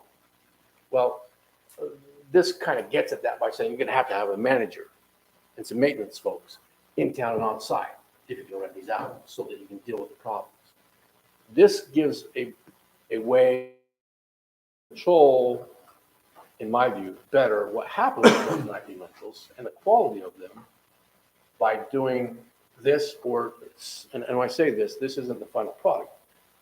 With your input, with the council, or whatever, I think you can contain nightly rentals in a way maybe even better than you currently do, because no one can complain that, hey, there's a nightly rental next to me.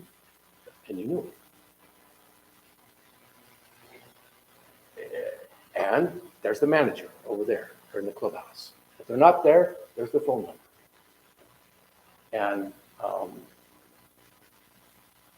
And so when I see nightly rentals pop up everywhere, it bothers me. It's a challenge for me in some ways. Do I like this idea of the horizontal hotel, the dispersed hotel? Yes and no. Did I go and stay in some places like that? Yeah. Does it take away business from hotels? It does. Is it going to take away business from the onesie twosies? It might. That's a different product type, but it might. But as much as I hate it, that's what competition and capitalism does. Things morph because people prefer one product over another. So it can happen. So I'm not wholly opposed, personally, to a nightly rental development area inside of an MPDO zone that you have a lot of control over. I think I've said all I need to say. Now it's time for you guys to give me some input. I think the easiest way for us to give the input is if we just go back to page 1 Okay. and basically start from the recitals to ordinances. Just go through that section and then we'll move on. Then we can move on the other ones of much smaller scale, because I think that's the best that's happened in the past. So let me pull up, and what I'm going to pull up is my version. It doesn't matter whether it's mine or his, because I'll just make the edits in my version and go from there. So just a second, let me pull it up. So, and I'm going to talk. Now, I hope what I said was helpful to everybody. So really, the only thing that's changed in that first thing is that there won't be any change to any commercial zone permitted / conditional use. The only way that this is ever going to be allowed is if someone has an MPDO and it's designated in their commercial zone. So my second question to this first section is, Firelight has one section besides the nightly rental section in their active adult community that's specified for this in their MPDO. Would they have to do an amendment to put it in another location? Sorry, I'm half a step behind you because I need to make changes. Should have waited you. And so I'm just saving this as a version so I can do that. Okay, sorry. So there's one location in town center that Firelight has proposed that this would work, right? Principally, there's a couple of Principally. minors, but yes. Principally. Heath's argument is that anywhere that is a commercial zone identified in the Firelight and conceptual MPDO plan, that this can be allowed. No. It has to be called out. He's not arguing that. His first draft, Not arguing, just Yeah. He, in his comments back, he didn't complain about this being in a, not allowed everywhere in a commercial area in MPDO, but only allowed in a commercial area identified for nightly rentals. So this one is identified. So if Firelight would like to come back and do a second community, they would have to do an amendment to their MPDO Yes. to recognize that area in there. Yes. To recognize that area as a nightly rental, because right now, yeah. That's what I Yes. said, yeah. So anywhere in that town center, there could be two or three.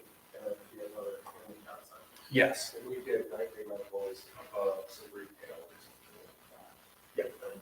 If you went to a different development area, let's say further north or south from town center and said, we want to do nightly rentals here also, they would have to amend their MPDO. Let's say there's two nightly rentals inside of the town center. Yes, Each one being separate of each other would have to have a minimum of 30 yes, and their own separate amenities. yes, Same, okay. yes. Could there be a joint use agreement between the two that the city might recognize? Might. But the numbers would still require more. Still require more, because if you got a joint use, it's like, Would be in fine, the same place, but they would have to be more. have to be more. Gotcha. Because you now combine things and so you better up your game So- on the amenities. How many acres is the town center? About 110 roughly. Is this cumulative units? Because for instance, it was mentioned putting units above commercial. So it's saying they have to identify each individual one unless it's identified by a separate agreement through the city. They don't have to do, Well, they would have to, And the number of 30 minimum, we can, yeah, that can change too. I threw that number We're out. not to that line yet. Yeah, okay. Yeah. That's fair enough. We won't get there yet, but I wonder if just as a matter of clarification, that first line item, I think we should probably update that just to say master plan development overlay zone. Well, it clarifies it twice Right. in the whereas. well, okay, so it does need to be clarified, but the, Because it's town center. so what I'm saying is, and that's a good catch, it needs to be clarified. It's got to be in an MPDO zone and in an area That's what it is. within the MPDO That's what I zone say. that's So that identified area for would that. be That's why town I've got center. area there. Yeah. In this Area would be case, town area, center. this case area would be town center. so it's highly probable though that an area that is going to be identified is going to have commercial and nightly rentals. And it's stacked. It could happen. So you could have commercial and nightly rentals occupy the First same of all, you footprint. can only do these in commercial areas. Correct. One, it might look like a residential subdivision, but it's in a commercial area. Or it might look like commercial with units on top, stacked.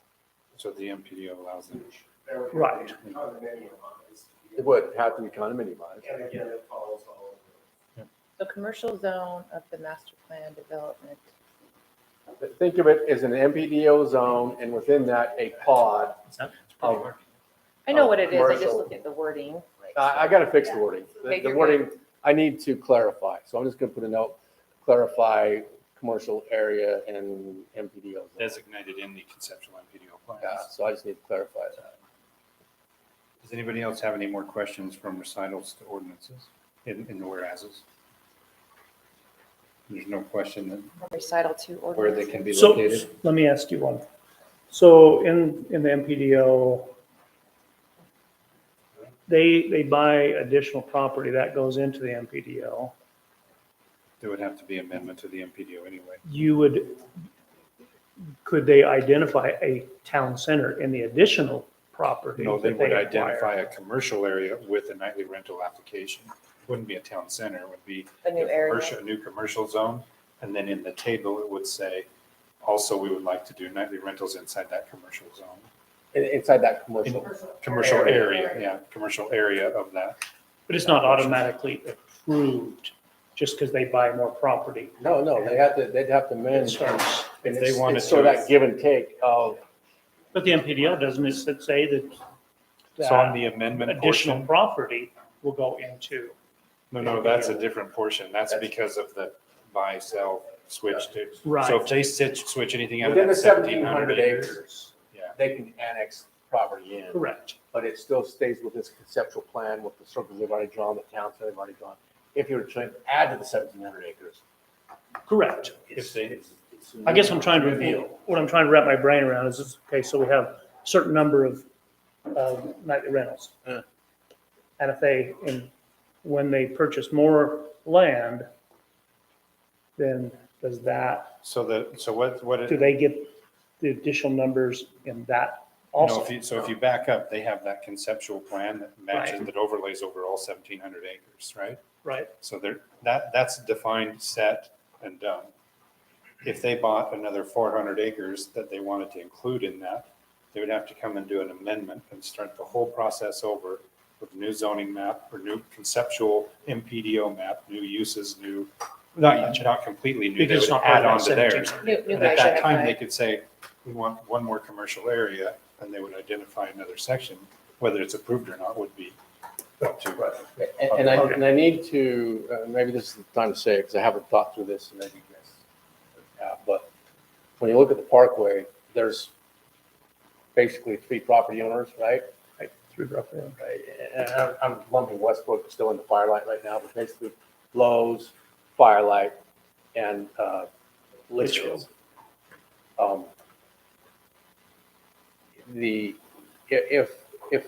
If either Lowe's or Litchfield's couldn't qualify for an MPDO, then we'd have some issues, because I know Pi is at least concerned that if we give it to one person along that parkway and says that you gotta have access off the parkway, it'd be hard pressed to tell other people owning property along the parkway, substantial property, that they don't qualify. So I don't know if the Litchfields own enough property that they could qualify for an MPDO.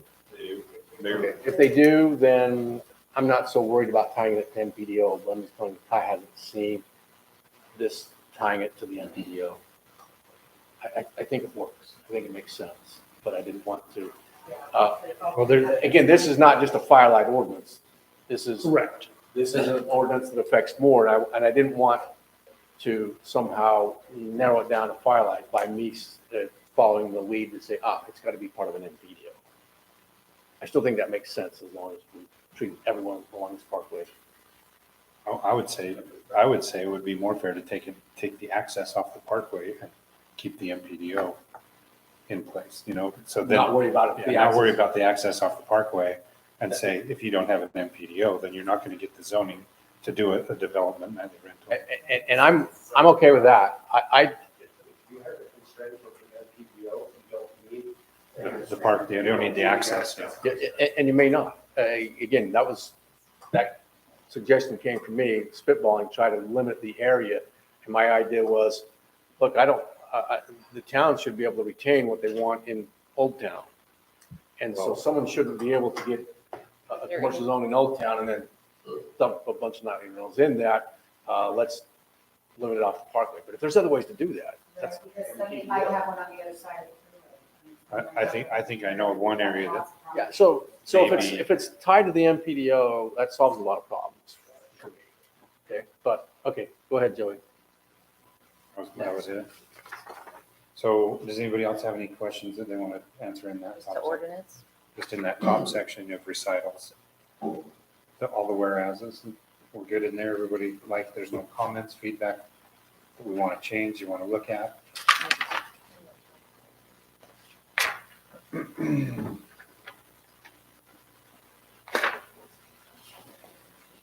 Everybody good in there?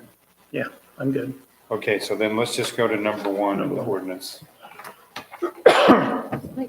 My first question for number 1 was, I noticed that there's a change throughout that went from nightly rentals to nightly or short-term basis. I'm just kind of wondering, I don't know if I care either, but nightly, short-term or long-term, does it matter what their rental status is? Are we trying to limit it, or what is the reason for the change in wording? Well, I think that sometimes attorneys try to cover their bases, and it was Heath that had that nightly rental in some places and short-term all linked together. My suggestion would be that before this is voted on, instead of saying nightly rental or short-term, we define it one way and only one way, and it's not nightly rental or short-term, it's just, it's nightly rental, and how that's defined. So that makes sense, and I think that should be done. Does that answer your question? Yeah, because I'm like, I'm just trying to envision the community, right? So people buy these homes, they can either live in them themselves because they own the home, right?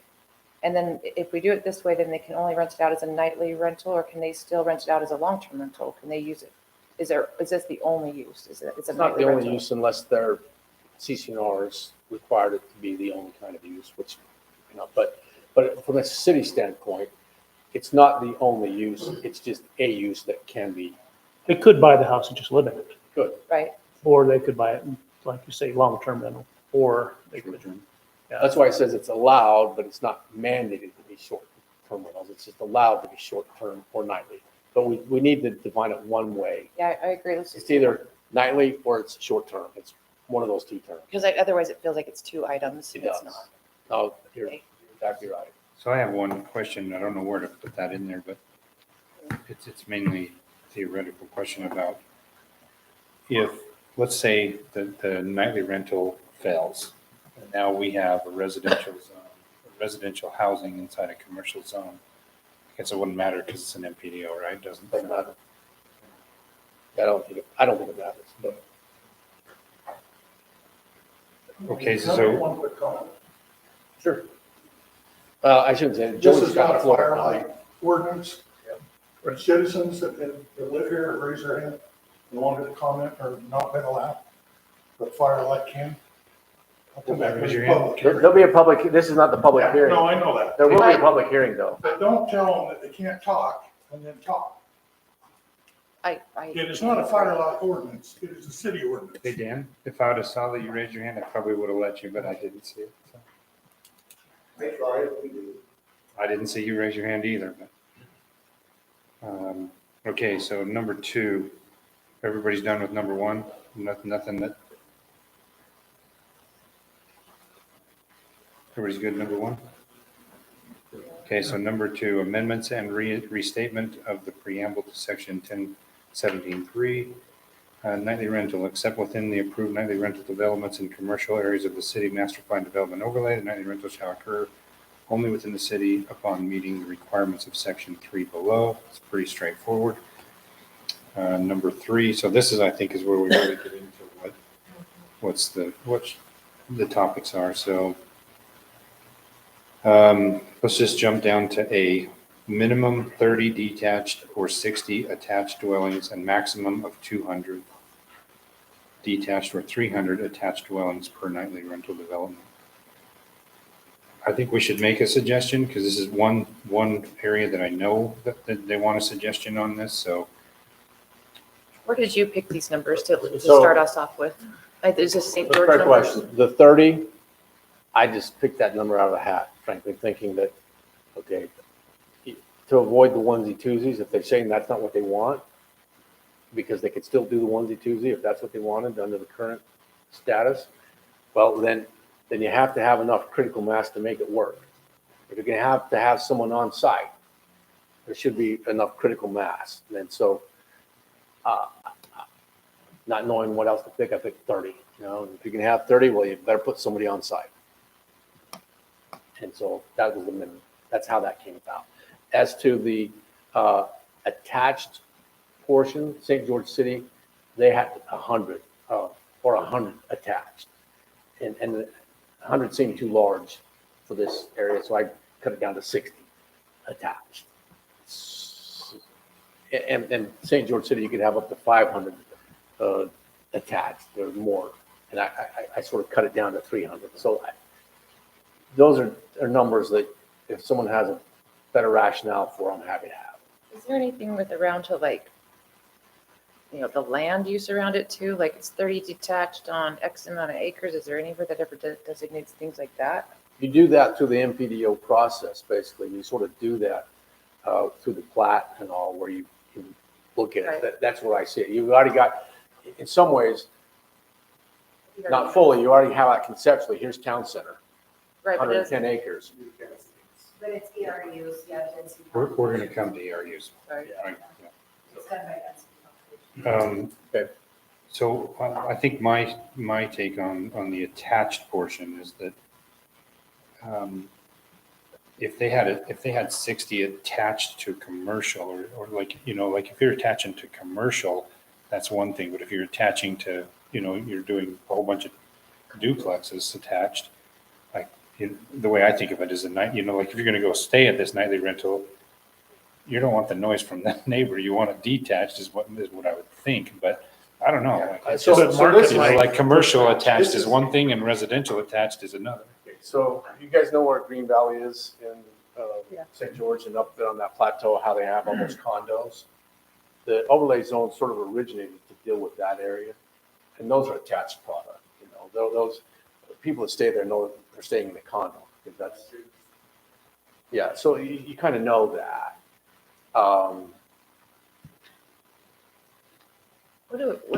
It really doesn't matter. Again, the detached versus attached, I only carried that forward because I hadn't had a chance to talk to Ty, and that's what St. George had, and he said, let's kind of follow St. George. I don't know that it matters a whole lot, frankly. I really don't know that it matters. I don't know that you care. If you don't care, then you don't care. And you say, I don't see any reason whether it's attached or detached. Let's just stick with 30 and 200 or You still 300. come back to their total numbers they're allowed in the entire. Yeah, I'll come Some, back so- I'll come back to the RUs. Right. Yeah. I got a Because it big will place question. into what you might want to put here, right? So I think what we can determine in this and just make it super simple is 30 a good minimum number that the commission would recommend? Or should it be lower or should it be higher? I'm happy with 30 if it was a minimum number, because that's a pretty substantial investment. It's another massive requirement on top of an MPDO for someone to build 30 houses. And bear in mind, this is discussion tonight, so you're not going to make a final recommendation. So you might say, good idea, Jody. I'm going to think about that and do some research. At the public hearing, I'll come back with a number. I don't know if I'm comfortable about splitting it detached and attached. Like, can we just do 30 units? Or do we want them called out separately? Do we want a few more? Or what are your thoughts on that, Joey? I don't know. That was just kind of a new thought when I To seen me, this to me, one. the total numbers, the attached or not detached, doesn't really matter. I mean, It doesn't to me either. I just think St. George City had it. I think that, I don't, And it covers your basis for future items, I guess. I think frankly, I think it's a bit of a distraction to do it attached versus detached. I would just do the total number of units. the one thing that I think might break them up, and since they would be in this, since they're designated into an area, I would actually like to see a smaller number than 200. Like instead of having 200 houses in one complex, I would rather see maybe 2 or 3 sections in smaller numbers. My personal opinion.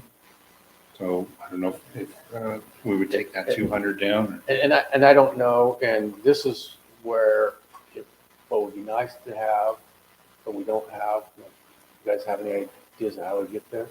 Because if there was a real planner that said, oh, yeah, I know these horizontal hotels, and here's the critical mass, you have to have X amount to make it marketable and work. I don't know that number. Well, I think To really do justice, it'd be nice if somebody did know that number. And I would just give you a suggestion that I would punt to the developer and say, you know what, you guys, why don't you look at some things and give us some numbers that you might think, consider. If you want us to consider something other I than think 30 that's- and 300, then so this is my basis. then they should be looking and giving us. I think it some should be basis. our research that Well, we do. The basis that I'm Somebody, putting at, but let's say that someone came in here and they wanted to put a 200 house subdivision in. That 200 house subdivision would have to go through a traffic study, right? So there's not going to be a traffic study on this, and it's just going to be a wild guess on which access.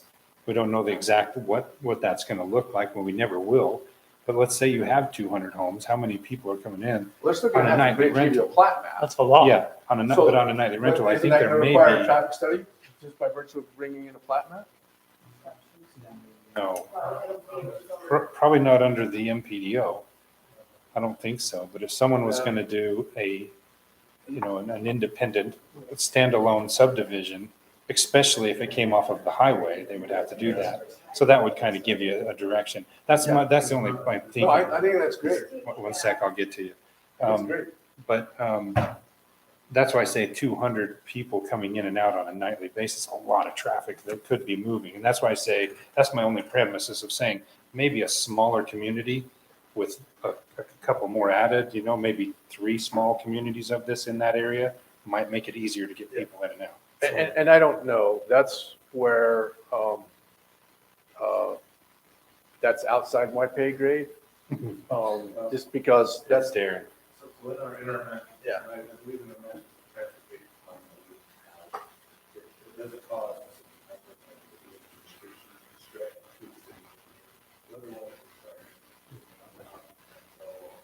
Verify that, but it's, I think I read that about 6 months ago.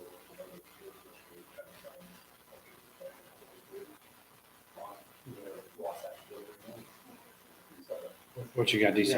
Likewise, would be is, why do a traffic study on the fact that you're allowing a home that by definition is going to exist and has to be approved as a home, there has to be a traffic study already done for that home to exist there.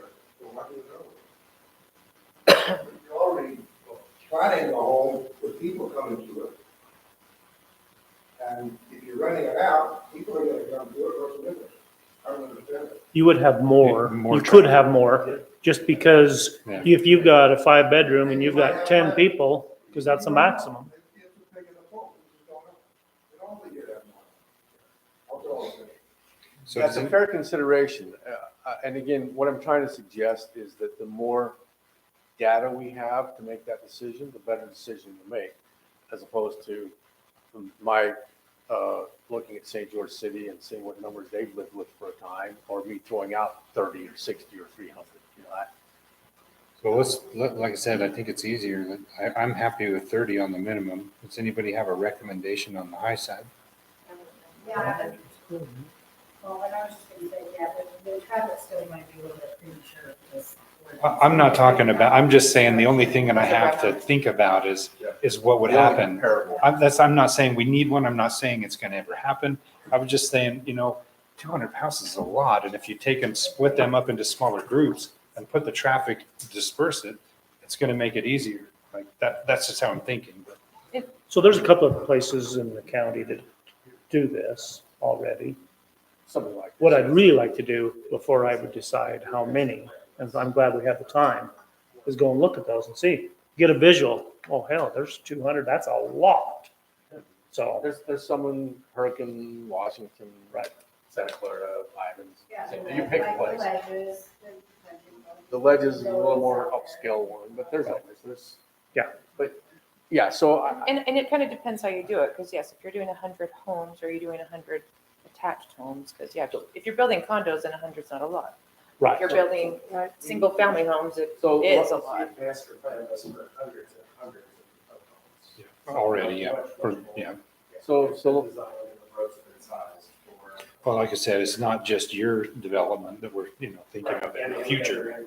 Yeah. So what my thought is on this one is that, and Joey's put the question out, he's okay with 30 as a minimum. Let me just ask it this way. Is anybody opposed to 30 as a minimum? No. It's the maximum number that you guys are concerned about. It sounds like some of you want to take a look before you have any thoughts on that, which is fine because it's going to come up before a public hearing and it gives you time between now and then to go take a look. Well, in a Right. draft ordinance, like if we were going to look at another draft, I think if we can get as much information to you, like let's say, So even Yeah, we if can, we go but- look at it, I But, mean, but when you Change do it at the public hearing, then you're going to give me some more stuff. I'll take what I have now with suggestions, which is great. And then at the public hearing, you'll give me more and I'll tweak it then before the council gets it. okay, let's go on to B then. Primary access to the nightly rental development directly from the Tocqueville Parkway. what? But See, and I don't know that you can do that. Oh, I'm sorry, go ahead. Okay. I don't know if you can put that in there because we're not just focusing on Firelight. We're not just focusing on Litchfields or Lowe's. Right. It could be on the other side of the freeway. It could be Browse. Yeah, again, So, that came from me because Rockville, it worked for Rockville. Right. And I didn't want it to proliferate everywhere. And I put that in before Scott gave me the suggestion of, what if we just limit this to MPDO? I'm like, okay, that kind of works, because that's kind of how St. George City did it. And what Ty said is sort of follow St. George City. So that's where I went to the MPDO. And so it could solve that. I'm not Yeah, I tied. think that would be Well, I was better. gonna say, and it even, I mean, it's even a nice idea, but it only says primary access. It doesn't say it can't come out on Westfield or somewhere else either. So Yeah, I think the idea with some people are thinking is like, it'll keep it on the highway, but even So that I'm okay wouldn't if keep it on the highway. stays, if it works conceptually, or if it goes, because if it's going off the other side of the freeway. That wouldn't work. Isn't that MPDO. isn't that I mean, still- our city goes quite a ways north. Okay, so, My comment would be that if the MPDO requirement stays, then this can be removed. If the MPDO requirement leaves, Yeah. then this stays. that's probably fair. So we have to remember, there's 4,000 acres to the west. That's public land that is going to be Yeah, private land at some But time. Be annexed. But you could think, policy-wise, you could say, fine, but I don't want nightly rentals over there. I want them off our main Away. thoroughfare, Well, isn't it all gonna be SR? but that's up to you. Even That's for the up to you freeway? guys to decide. Pardon me? So, Have you said that if there's going to be another nightly rental system somewhere else, they have to come back to the planning commission? They would have to get it approved through an MPDO is what we're saying with this. Yeah, no, problem solved. It's SR. You don't need to specify it. Okay, does anybody have any more comments on that? I was just gonna add, if MPDO did get taken out, instead of calling it Tocqueville Parkway, we could change it to the highway number, which goes all the way to the freeway, doesn't it? Yeah, but it doesn't extend past the freeway is what they're saying, because there's a lot of acreage north of the There's no highway. roads currently that we could name out later. Or amend Yeah, later, but that's why we're just taking that out completely. if the It would, MPDO it would, stays. it would, yeah. The next one, the nightly rental development is in a development area with a commercial designation, which is included within the final master plan development overlay zone approval. So I think we should clean that language up to match what Afton was saying prior, so that it has to be called out in that MPDO, in the overlay zone, identified in the area, identified in the area of the commercial area. If that's the right language.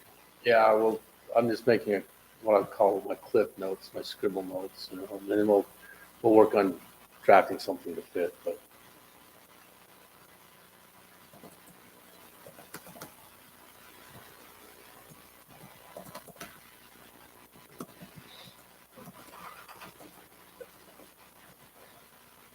Okay, So my next one, written consent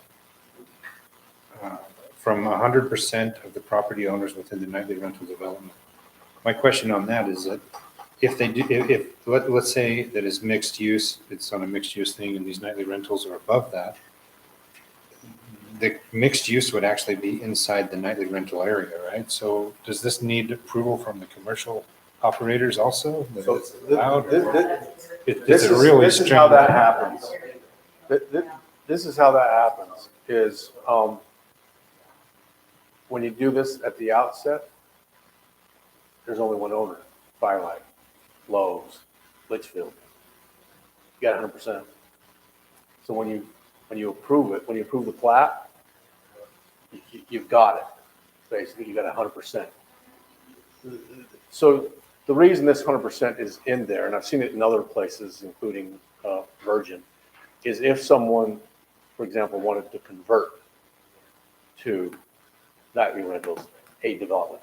And I've seen this attempt in St. George City where a subdivision was struggling, it's on Blue Clay.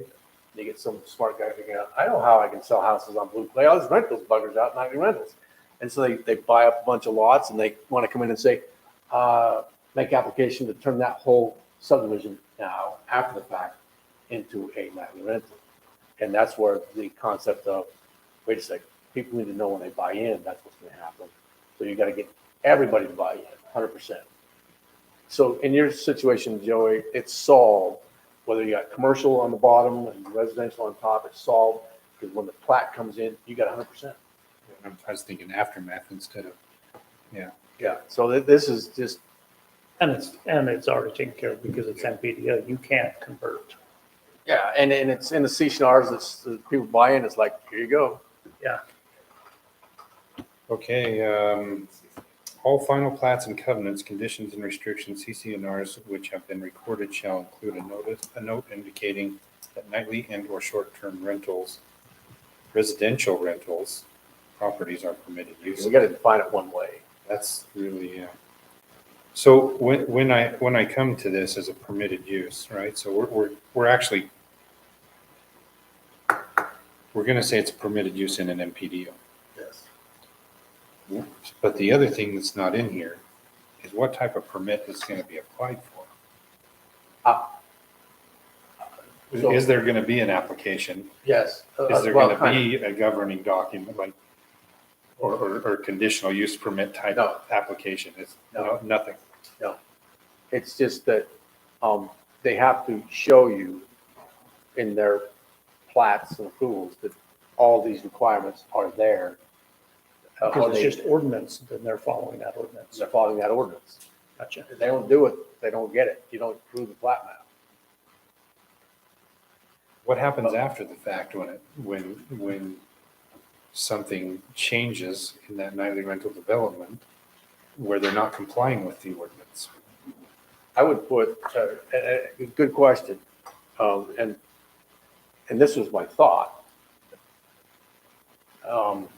And it may not be deep enough because I haven't, but I would red tag the project and shut down the nightly rentals. The amenities and all that kind of stuff. And I'd say you bring this into compliance or we're shutting down all these amenities and you're not gonna be able to operate. It's sort of like a construction red tag, you're violating the grading permit, red tag, you stop. It would be more in terms of bringing an injunction to. If it's all built out and they're not That's- complying, That's what I'm thinking, Then you is would they're just- completely built. then they couldn't rent it anymore. So what you're saying is you might want to include a remedy in here that because if they don't comply, and again, I haven't thought through this enough, do you strip the zone approval, will they use? It's hard to take that zone from an MPDO. But it's also tough to say, okay, we approve, okay, conditional use, which this is trying to avoid, is if you don't comply with the conditions, we can pull that permit from conditional use, we can pull that permit if you fail to continue to meet the conditions. So in this, if we give a permitted use, how do we?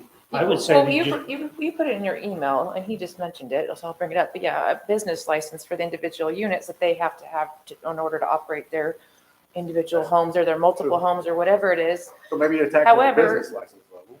And you had that in your email that I read, and I didn't see that in here, and I was gonna bring that up, because I think that's a great idea, that beyond just the overlay for the whole community, what are the individual responsibilities? And Yes. which we haven't fully defined or talked about, but I'm just saying, but then walking that through, okay, so these homes, this home has a problem, right? You pull the business license, they can't do a nightly rental anymore because Right. they took their license. And you can do it on a case-by-case basis. And does it matter at all, just because I don't understand city stuff? I mean, it's in a commercial zone and a this and a that, and now it's not a nightly rental, so basically they can live there or that's it, or sell it. So, Is that- so let me address that and tell you where I still think we have a problem to address. And then, but so I said that this, at the city council level, I think that this needs to be regulated at 2 levels. It's done that way in St. George, right, and other places, but it should be one. We're regulated by zoning, great, but we also need the people who are renting nightly to get a license, a permit, a license, The owners. the owners. They get a license, and that has to be in a separate ordinance, because it's not a land use thing. But the land use would, to take advantage of that, you have it's like a business license. And your business licenses aren't in your, they're not in your zoning ordinances, right? They're in the business licenses. A commercial zone, if someone's going to have a commercial operation, they have to do it in a commercial zone, but they also still have to get a business license. And this is the same sort of thing. You're operating this First Hotel. It's a business. You got to get a license in addition to being within that zone. So the question I think is going to come up, which it probably already has, is so do you make, if someone owns 50 they have one business license for all 50 because they're operating that same business and maybe in the same LLC. And if someone owns one, they still have to get one business license. Well, and that's where we need some input. It's really not a planning commission input because it's a business license thing, but I'm still gonna want your input anyway. Yeah. Well, I I think don't- what we have to put in this is whether they shall receive one, right? We still need to, that should stay in here. That's. They must apply for a business Require license. them to have one. Yeah, they must have one, but whether you make it per owner or per lot. So if you have 50 lots, you gotta pay 50 fees. You know, See, the license fee times 50, so that you're being Right. fair to the person that only owns one. Right. and the only reason for that is to give some bite to take something away from them if they're not compliant. But if the whole thing, if we're requiring the whole thing to be managed by a management company, I think to give them a very big incentive to make sure that they are managing correctly. If they're not, then you say, okay, fine, you can't rent any of them, period. You're done. Find a better management company. In the ordinance in St. George City, they addressed that in the licensure. And if I remember right, I have to look at my email, I think it says that the management company can also be held liable for these violations. That's who I think we should be going after, because otherwise, now the city is managing it one home at a time. Yeah. Wait a minute, this home here and this home here and this one over here is giving problems. Well, wait a minute, the whole reason we have a management company is for the city to go and say, hey, fix your problems. Yes, so let me double check that. Maybe it's the contract between the owners and the management company that they work it out, whatever comes up. Let me Right, check. the management company should be taking care of those problems, not the city. Yeah, but it's also, it's in the How do we put it licensure in part. Let me look And if the here. management company isn't taking care, and that's my biggest concern, if the management company isn't taking care of problems, if, for whatever reason, then you just take it away from, you just say, okay, Well, fine, what you can't I manage it don't anymore. want to, like, because if You can't this could rent be a anymore. nightmare for the city that every time one of them sells, a new license has to be done because Right. they're probably going to buy and sell a few times, I like, would think. people are going to strategically buy these as investments and then they're going to sell them. And then, and it may be that, So what would need to go into here? Let's take it all the way down. If you were in Hillsville and you had two, right, under that ordinance, the one business license or three. that's what I think it should be. I don't want to individualize them because it's just going to be a nightmare for the city. Yeah, Right. that's, I mean, one business license per community Well, and should, controlled by the management company, should and be. maybe what you do is just do it that way, that there's one business license.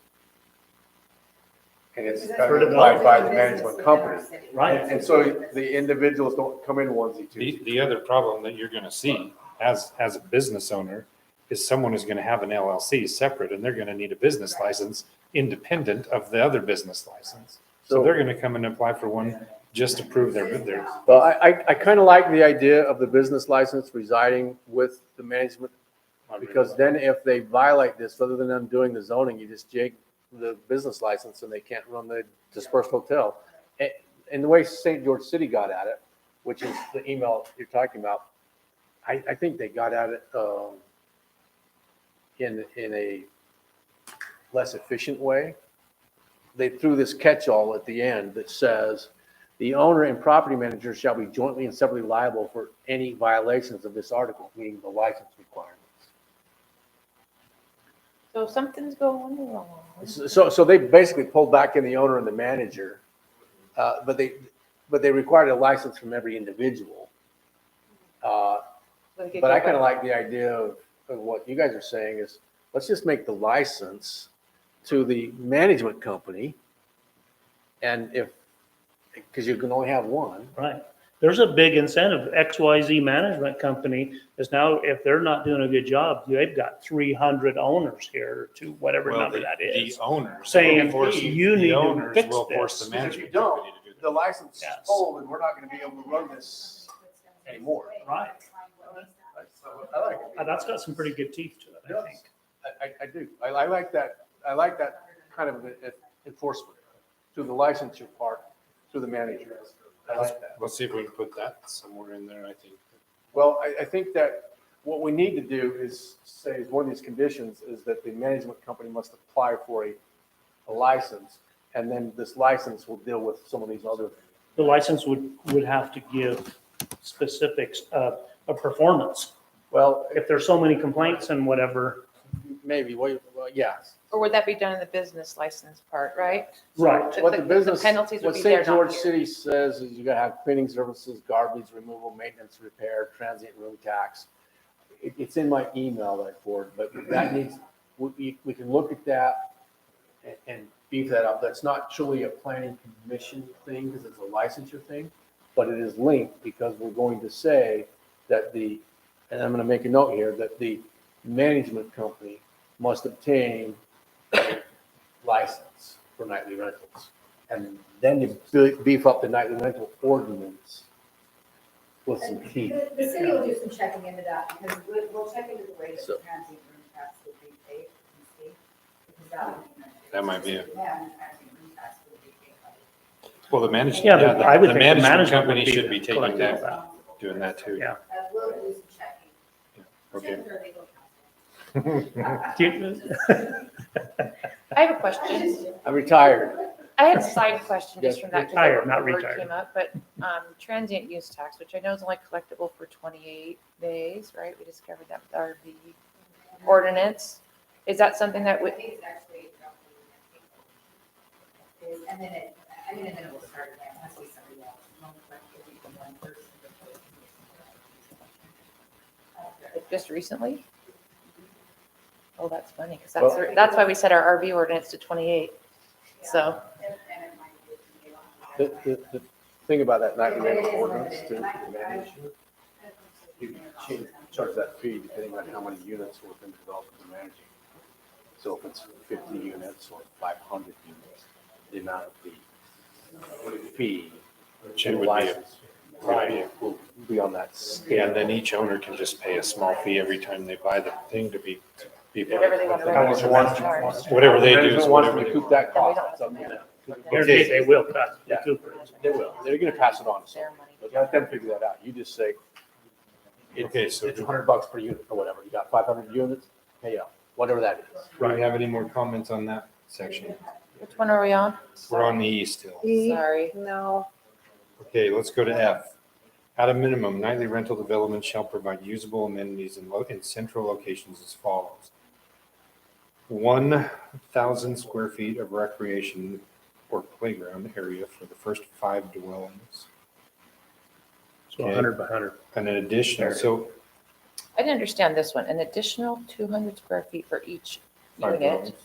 So then you'd So if they have have 6 units, they 1,200. get an extra 200. But if you look at that first one, they're basically saying the base. every unit has 200 square feet of, I'll call it common area associated with it.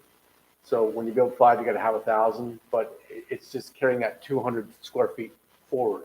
Every unit But it is per thereafter unit. It actually is per Sure. unit. is per Yeah. unit. I just want to make sure that was worded right. Every yeah, unit- for each unit, yes. Well, No, after an 5. additional 200 square feet for each unit over 5. So it means for 6, that's another Wow. 200, 7, it's another 200, 8, it's another 200. You don't have to complete it until the 5th one is. Yeah, so if you take any comfort in these numbers, and I'm not telling you have to, but if you do, it's because St. George has used these exact numbers for a couple decades. The next one is the average width and length of each usable recreation or playground area shall not be less than 20 feet. All of the required area shall be usable common space associated to the entire nightly rental development. So- The- Mayor. So that recreation, or that could just be a 20-foot thing behind a row of homes and call that recreational area. 20-foot wide length of the.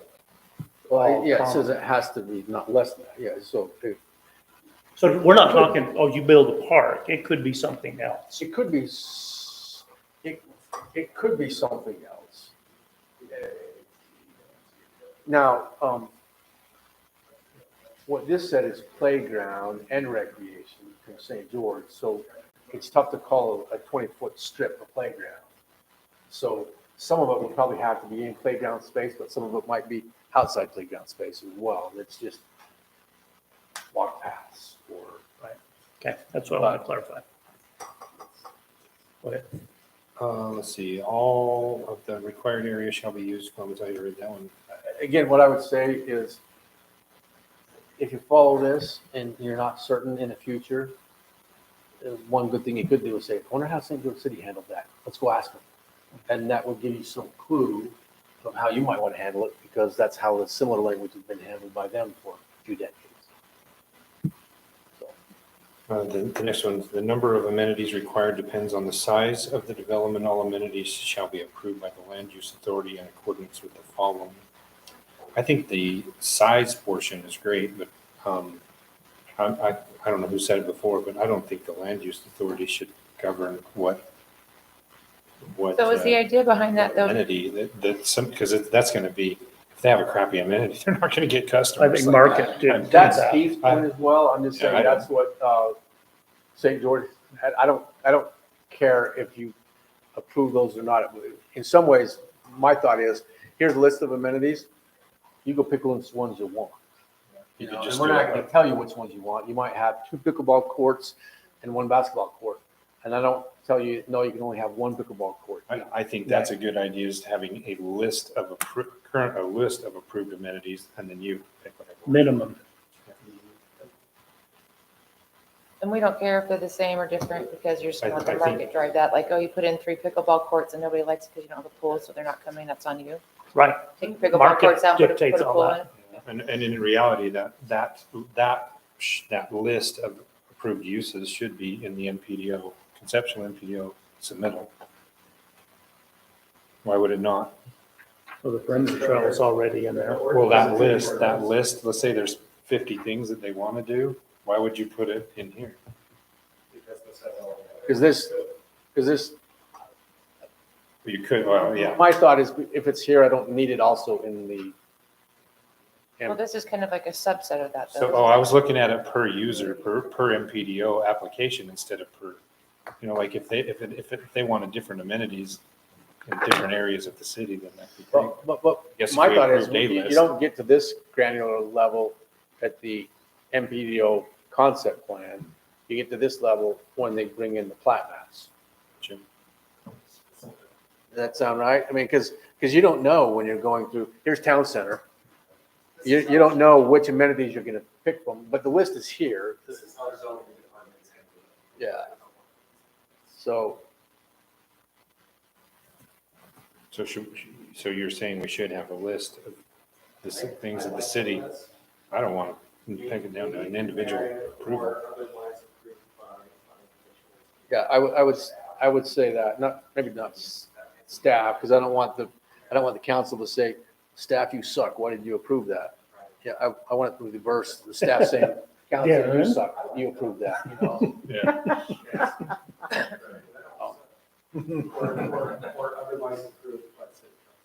Yeah. So these, because the MPDO says that they need that, I'm gonna just pick Firelight right now because it does state this, that, they have to provide, I guess any MPDO, they have to provide so much stuff for the development and so much for the community. So, This is private stuff, and it's not related to those steps. there we go. That's the answer. Okay, got it. Yeah. So I don't need to deal with it because it's already been No, dealt with. it's not. Right. Well, we need to put, if it's going to be tied to the MPDO, we need to put no bonus density, no amenities shall be counted as bonus densities. Because The it's private. PDO is already here, clear out how we get it. Well, Yeah, but this this- is my one. We're going to jump forward. Exactly. That's where that Yeah. came, my thought came. So you that- now can't the be trail using that's that. outside of that you're using it as amenity. Yeah, we don't. Right, So- that's what I'm looking at. Let's not be double counting stuff. The community library. Any amenity already in the density bonus calculation in the nightly rental. Yep, exactly. I think that needs to be stated in this ordinance. So let me just say this, just when this is a top-down one, it's a little, the top-down is conceptual. Okay? And so when you guys are making recommendations to this, I'm going to frame it as best I can, and understanding that the council hasn't taken this exact draft and said, this is what I want you to go to commission with, you know. But Ty's exact words today is if you want, I want you guys to dissect every single thing you can possibly dissect. And I Yes. want feedback, because if you guys give us another 5-0 no, then I want to know exactly why. Right, and I wouldn't let you give, unless you went against my recommendations, you're not going to give a 5-0 with no comments. That's why, so that's one of Because it. the statute doesn't allow for that, frankly. You must give a recommendation. When it comes from you up, that's when you're in control of it, and you recommend or you don't recommend. Gotcha. So that Well, there's last some, time it was okay, it was 0-5. a lot of confusion of what I was allowed to do, because there was, if I would have known what I know in that last meeting, we wouldn't be here today. Yeah, but I I guarantee it. we wouldn't, but I'm actually glad it turned out that way, because it gave everyone a chance to get on the same page about how this process worked. Yeah. Yes. Because had we not gone through last council meeting, none of us would, even for myself, I would have gone with some old notions I had and not set you on the right path.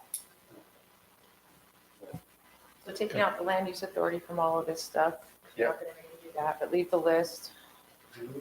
One question I have It is should on be, one. it should say what Scott recommended is that anything that's not on the list should be Right, approved by the. so we have the list, and then if someone comes in, because, hey, pickleball courts weren't a thing a few years ago, now they are. There might be something that comes up, splash pads, and they might come in and say, you know what, we think we would like this. And the council could say, good idea. We like that, go for it. And the council might say, heck, no, those are the noisiest things not in our town. So, I was just also gonna ask on G1, I just thought the wording was funny. I agree with that. It's basically saying have your amenities done. Is it before 50% are finished, like ready to be occupied? Is it after 50% and you're working on the last 50%? Like, what is that? The St. George City, again, I'm not telling you that this is the model of clarity in their ordinance. It's what they've lived with and functioned with. Should you tie it to 50% have a certificate of occupancy? Or is it you have 50% are under construction? Or it would seem to me that it would be more clear if you tied it to 50% are issued a certificate of occupancy. I would say it needs to have something, because that's kind of like 50%. My suggestion is certificate of occupancy, but Construction, prior to what? So 50%, so the amenities should be fully constructed prior to, 50% of the units being issued a certificate of occupancy. the 50th one is finished, after you had 100. So is this saying that, Or should we also put a time frame? Like, what if it takes them like 5 years to build half of it because they're slow?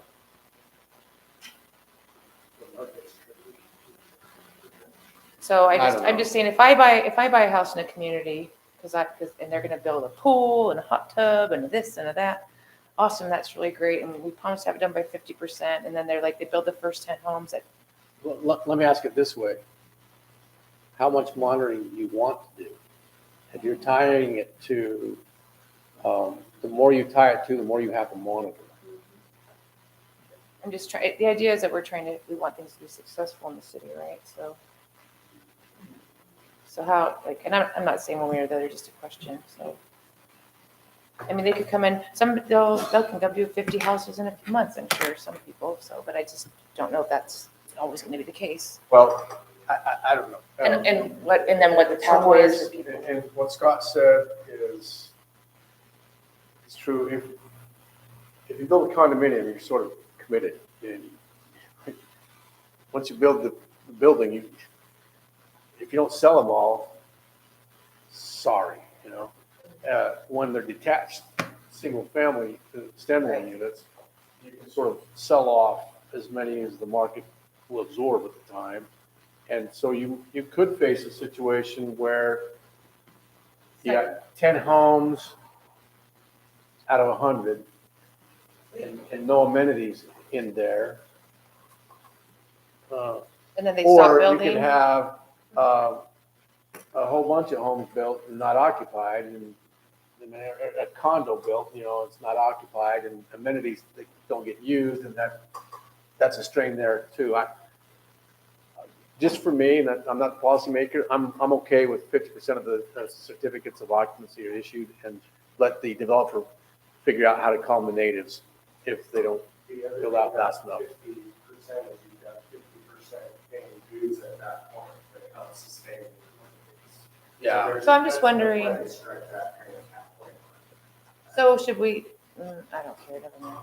I was gonna be like, should it be 0 to 60 or 0 to something instead of 30 to something? So basically, if you come in and build 29 homes, They have to build a minimum of 30. If they don't build 30, they don't get a license. 30. If they don't It build depends, 30, it depends on Well, the they end, committed to build the it end 30. plat, really. Like we're fighting, you're talking about a number that's. I guess that's true, they get platted for 30. We don't even know what that 50% is until it's. If we only build 20, stop, we're probably broke. You don't stop at 20 to avoid your obligation. I think the way it's written.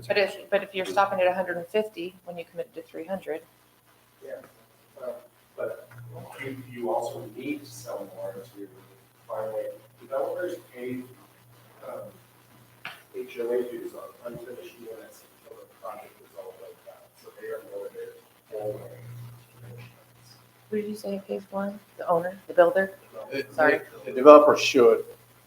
It doesn't always happen. Some developers exempt themselves from assessments and leave associations bankrupt. Subsidized. But there's now reinvestment fees that are allowed for, that developers have gotten smart and say, oh, this is an easy way to fund those things, so I am flush when I turn this over, and it comes not out of my pocket, but out of each sale. But there still is the monthly obligation. Yes. So the way, But You're motivated to sell. so the way this is set up, so they gotta have 1,000 square feet for the first 5, an extra 200. But technically, they really don't have to build that until they're close to 50% built. Technically. It is. We're talking the It's a fair amenities. question. I think that, I'm gonna make a note that I need to resolve the first 5 unit obligation with the 50% number, because those don't seem to match. Right. Like, because you should be putting grass in and things along the way, not just being like, we'll finish your landscaping when we get to 50%.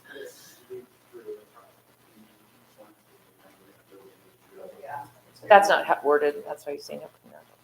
Okay, so basically you're gonna update the one to talk about that it's 50% of occupancy issued, right?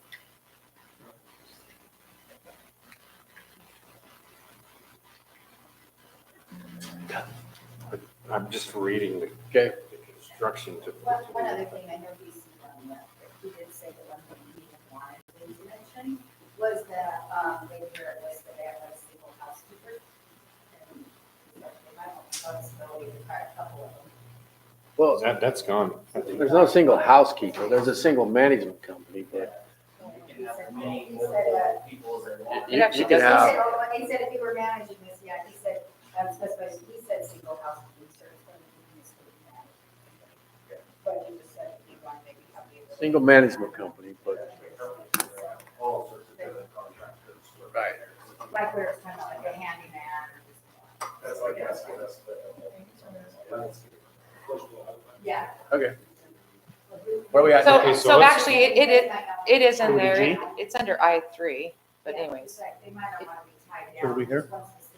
I think, so we're pretty much done with G until we get to the table, right? Yeah. Pretty much covered. Yeah. Is everybody happy with the table? Because I think we should see more things in there. It should have, I don't know if, I think there's not enough things in there for an approved list. What I would suggest is rather than us fighting or trying to figure it or suggested is have a developer give us a list of amenities that they would like to see.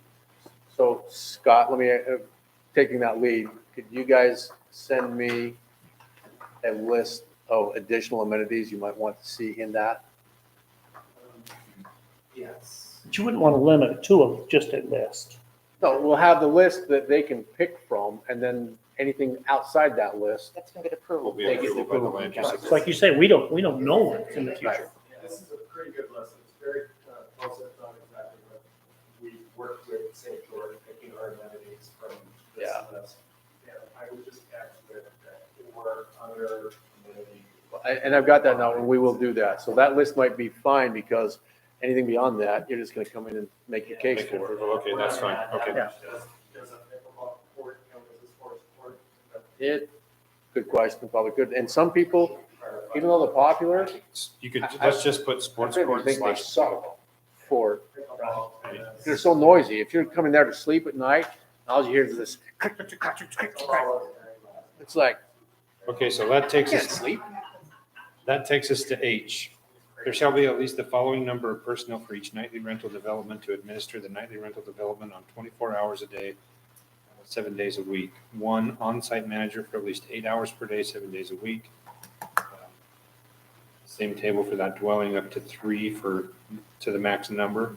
These numbers are gonna change if we change the max numbers. These will all change. And again, these numbers, frankly,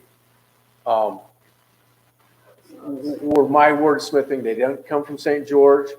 They came from Gary, and it doesn't match exactly what Gary said. He was just saying, look, you gotta have, what he was saying is one on-site manager and one handyman, basically. I didn't say, But the concept is, you want someone to handle maintenance and you want someone to manage people. I would think you would want an on-site manager 24 hours a I day. agree with that. Because otherwise, And now the city's managing it. I don't disagree, okay? I just didn't quite know how to do this. And so I tried to, great draft. I mean, I tried to strike a balance somewhere between what the developer was wanting and maybe not so much. And City council's trying to sell this as this is a flat hotel. it is. So, a flat hotel, someone have a Someone manager on The 24/7. previous ordinance had something in there that allowed for police officers or something. I can't remember what the wording was, but It You know, was so to come in and. my thing would say that 24 hours a day, on-site manager, 24 hours a day, that can allow access to all properties. Like that's the problem in Hurricane, right? Yeah, So what we want is 24 hours a day. 24 hours a day. And I don't think you need the And that number of site people. manager- Gary, does Just that it- suit with they- what your intent was? How many they need, they'll determine by there, but at least one, just on site. My main thing is to have somebody there to open the door, to deal with a problem, whether it be people or whether it be. Maintenance, but 24/7. 24/7. 24/7. The problem is if you don't have them on site, then you're playing Now the the chase city's- down, you're playing the chase down. And Right. so Right.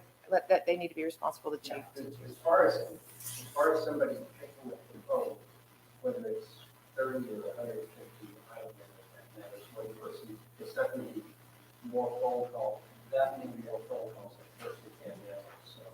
Well, Yeah, and- this is, That'll just get managed by volume and customer service, that if they're that I busy, don't they'll have to know, hire these more. numbers, I just Yeah. tried to deal with. Well, and one Right. of the things that we were trying to talk about is, we know this is different than homes or houses, we know things like that. One discussion I did have with Keith was about the RV park, which is what they were just questioning, like, who's managing the RV park? We're gonna come to that in the Always next coming in, decision. Always coming out, always going in, always going out. We Discussion. have no idea who's gonna manage those. Right. None. So. That one's next. Yeah, But that's- as the ordinance But stands- that's why I like dealing I with actually this, think with it's- the ordinance and the thought process here, because you can really, Yes. oh, much Well, better. what I told everybody is that we had a development waiting for an application, so we hastily approved that, but we're gonna clean that up pretty quick, I believe.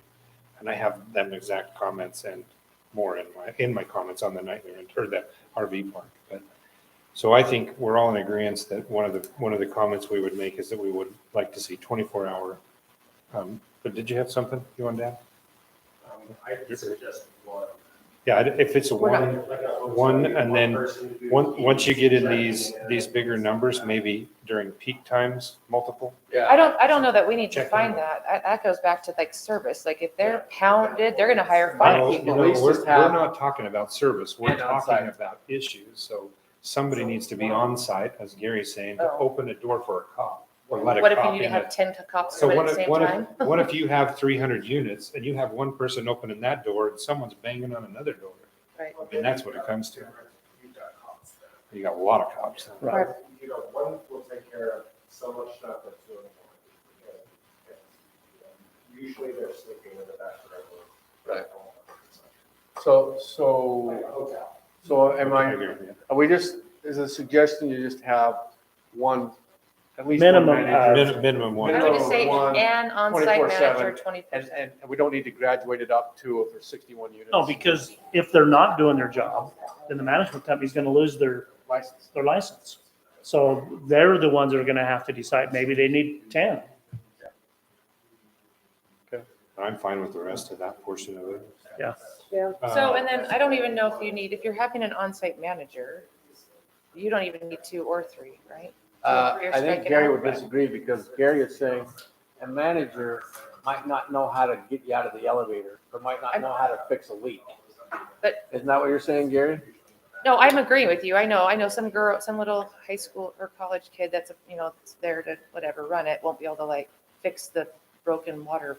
Right, if I call up and say, Well, in reality, at a hey, the motel toilet's room, leaking, But there's, and the person that manages is just, there to check people in and check out.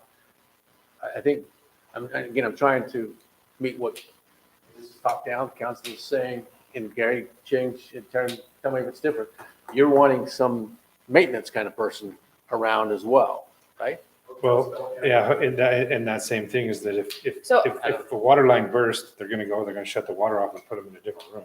Probably the So- same scenario here. They're gonna- I was gonna say, what should be in here, I feel like is maybe, somebody that's on call 24/7 would be appropriate because, I mean, like, my husband's a contractor, you get called in the middle of the night, something just happened. So the person that's on site will be calling an on-call person. So let me But ask, it would be nice if they have someone that they work with. I'm glad Gary's here because again, top down. We're addressing this in large part because of Gary's good idea. But Gary, I want to hear from you what you think makes sense for maintenance. Someone, do we want to say they have to have a maintenance person on site 24/7? Do we not want to do that? And in your opinion? Because if you're saying, Well, if Gary says, I want an on-site maintenance person there, Here you go. then it's staying in here and you guys are going to comment and make a recommendation for or against. I'm not going to take it out. I agree. I just, So I if wanna hear we're from- we're I wanna hear pigeonholing from ourselves too, because then every hotel and every RV park should have the same as well. I Well, get then we're that, also- but that's where your recommendation will come in. I'm just trying to figure out from Gary if I've caught his concept. And so that's why I want to have Gary tell us, what do you think you want with maintenance, if anything? Well, I think if you're dealing with, let's say, commercial building downstairs, condos and so on like that, you do have elevators. I've traveled enough to where you have a problem with the toilet flooding over, you have a fire alarm that's going off and nobody knows how to turn off the fire alarm. You have, gas problems, you have the elevator situation, you've got a situation that requires immediate attention. So you're saying you want a maintenance person? It depends. If I call an all, if I call for help, I don't want to wait for someone to drive from 20 miles away to get there. So Gary, when was the last time you stayed in? Their nightly rental ordinance, or their county lodging ordinance in Springdale. Yeah. I think they could just say they have to be within 15 minutes. I didn't read that far. I was gonna say, so, I mean, we've all stayed at hotels. I mean, perhaps some do, but I've had plenty where they had to call a maintenance worker to my room and they're not on site. So I think it would be appropriate to have something that talks about they need to have a contracted handyman that they're working with. Like, I don't want them to just have to pick up the yellow pages and they're just starting to call whoever's going to answer the phone. So I think they need to have a contracted on-site person that's within 15 minutes response time would be appropriate. Yeah. Well, the thing, There are emergencies. And an emergency is 911. I mean, really, if you're stuck in some problem, you're calling 911, not the handyman. So. The branded hotels, they have protocols for every situation, so their desk person knows who to call, and if that's happened, or when Jay happens, they have their protocols on the way out. And so like, if I was running, I'd be like, okay, I contract with Joe Schmo, you're my electrician, you're my this, you're my that. These are my on-call people from my company. I know they live in Hurricane, Laverton, whatever, that they can respond in a timely manner.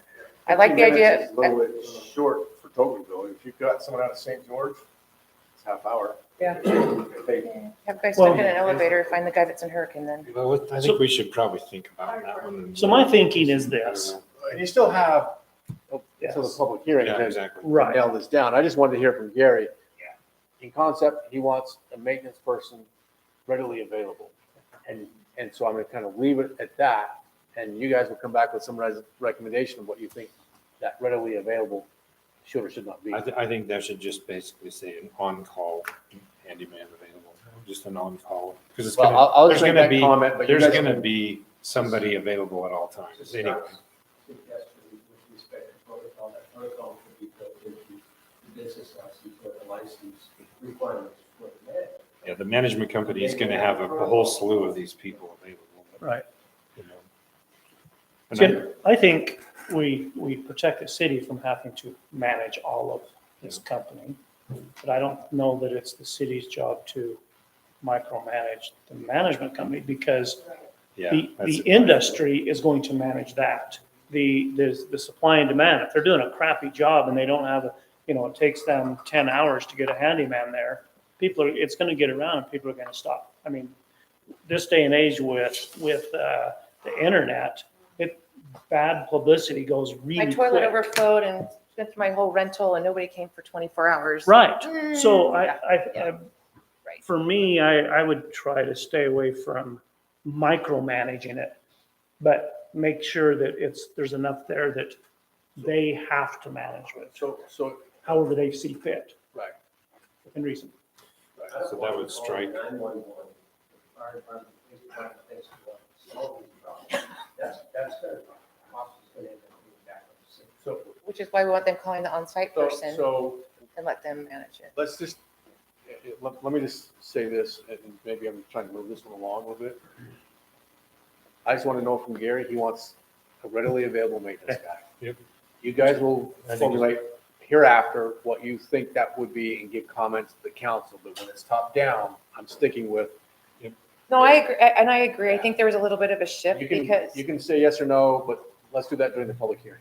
I was just going to add, Gary, so when you had it initially that there's someone there 8 hours a day, now that we're saying we want someone on site 24/7. I never said that. Well, that's I what was in did. this one. So I'm just saying, like, the idea for me of there's someone on site, I think helps mitigate some of the concerns. I mean, they won't be able to fix everything, but they can help facilitate the repair of the issue or whatever it is. Versus there's only someone there 8 hours a day. Now you're calling on call to call the on call to call the on call, But, which won't and happen if there's someone- that's, Anyways, we'll think on it. yeah, well, They did we can deal with that The later. wording in Springdale for their type 1 transient lodging facility says they must have 24-hour on-call staff available who are able to be on the property to respond to emergencies and nuisance issues within 30 minutes of being notified. That's the standard. And very- If, I'll just point out too, like if they do go with a 24-hour person on site, then that would just eliminate H3, correct? Just for your notes. Yes, it would. So then if you're Yes. looking at cleaning up. You're right. Thank you. Let's go down to I, nightly rental developments to have governing documents containing covenants which express authorized disclosures ability to use all dwellings as nightly rentals, includes all the requirements of A1 above, A through I. A through I, sorry. Requires each owner of a dwelling utilize the same as a nightly rental to have all maintenance, cleaning, renting, I think that's great because then that puts it back to the management company. I Right. think all that is solid information. Isn't that the part he was talking about? And I actually agree. It says, everybody there to have all maintenance, cleaning, and renting of their dwelling to be performed by a singular third party. I don't know if. Is that- I'm gonna that's- highlight that's the where word he was perform. saying, I don't like- know if it's performed, but it would be managed by, because. It's going to be managed by one, whether they have 9 people cleaning houses, that Right. doesn't So matter. basically, it's the property management that knows, here's people coming in to do these things on these units. The management company might not be performing the maintenance or the cleaning, Right, but they're coordinating all of it. correct. Okay. Most likely they're just coordinating. And they've approved and done their backgrounds. And so they're responsible to make sure they're insured and whatever they are for each company they bring in. Right. So that pretty much, So let me, Fix your wording there. It says, company chosen in a manner set for the in covenant, set for in the covenant. You just reverse those words. hey, I'm not a secretary, right? Oh, good. Those are all. Come on, There was a Bruce. few other ones. I'm like, okay. Yeah, but I hope. you spelled wrong again. Yeah. Okay, so this is what I intend to do before the public hearing, is take this, and again, it's some wordsmithing, drafting liberty on my own to try to get it right, but I'm going to take and then get you a cleaned up version without red lines that'll be closer to what we discussed here. Again, I'm not changing things totally because some of what you're saying are going to be recommendations you'll make again. So anyway, I'm just going to clean it up so that when the public sees something, they're not seeing this ugly red line thing full of comments and, but you're still going to have some work to do with that because again, it's not your ordinance, it's City council's. Right. And they borrowed from other places. It's the council's ordinance that you're going to be making comments to. So I'm going to do my best to get you a better version for the public hearing.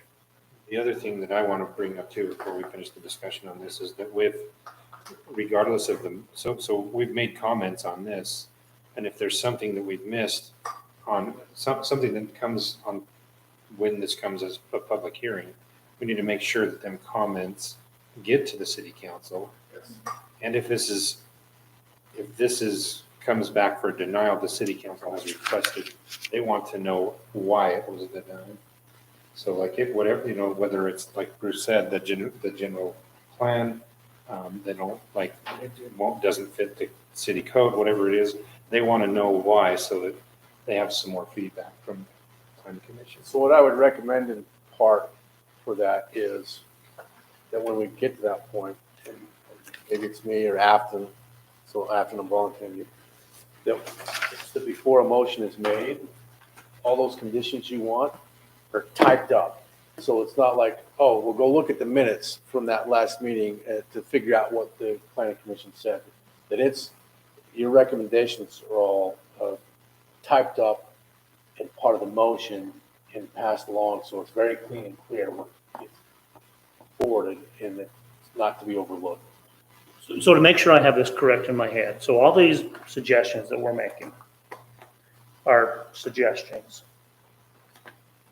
But, so whatever suggestions I made, I may be feeling that to make this better, but I still may not like it at all. Say, no, I don't want it. That's true. As long as everybody else. Tonight is just discussion and you may have other things. We could still get to the next meeting and Still have a come to final. a still point and table. Or table. You could, you might have an unhappy council, but you could. If it comes to that point. If it comes to that point, but I think we've made a lot of progress and at least an understanding what the attempt is. Again, for me, as the attorney for the city on this, I would tell you, if you think you're gonna have nightly rentals, more than the onesie twosies, then this is the way to go. And and try to get it right so that you, and I think we're pretty close, frankly. But get it right, and then we'll get the licensure stuff right so that you have the ability to manage and regulate this if you're gonna have it at all. But really, that's the bigger conversation that I don't know we've had as a smaller group and none of the council has, and I don't, because I don't come to meet with them during the week, but like, the nightly rental ordinance that's in the city was like worked over, and I know there's some issues according to constitutional rights, but like, that was worked intentionally to prevent certain things from happening in Tokerville. And I don't know that I fully understand how it went from that to this, and then anyways, sometimes it's frustrating that those conversations haven't happened across the board, or think necessarily relate or discuss with the residents as these things are changing. That's why I pointed out, just whatever it's worth, that's why I started part of this conversation with looking at the conceptual plan that you guys did see. You did see an area It was pointed out. that was pointed out for nightly rentals. Absolutely, but nightly rentals under our current definition isn't what they. But I would be willing to bet, and I'm just betting when I wasn't here for those things, I'd be willing to bet that most people didn't think about it, right? Other than Joey, because Joey's pretty thorough.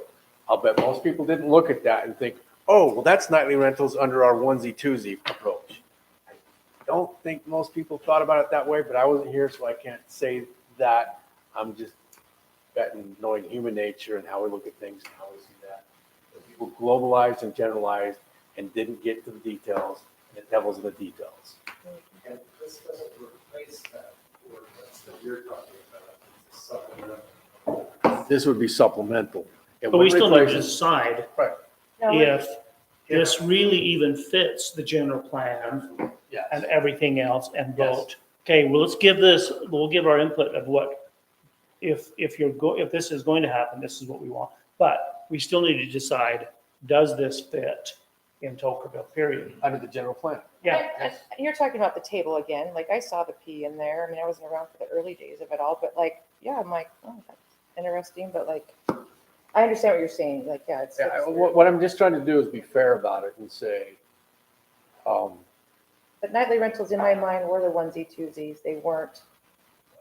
I get that, Right. but you have this whole area circled, and is it just onesie twosies in that one area? Well, but Well, at that time, Well, I can back this, let's back up, because we can all agree, the city council, or the planning commission and city council made an amendment to the nightly rental zone to facilitate the adult active community. Right. Hence, everybody in the city at that time should have said, we've got a problem.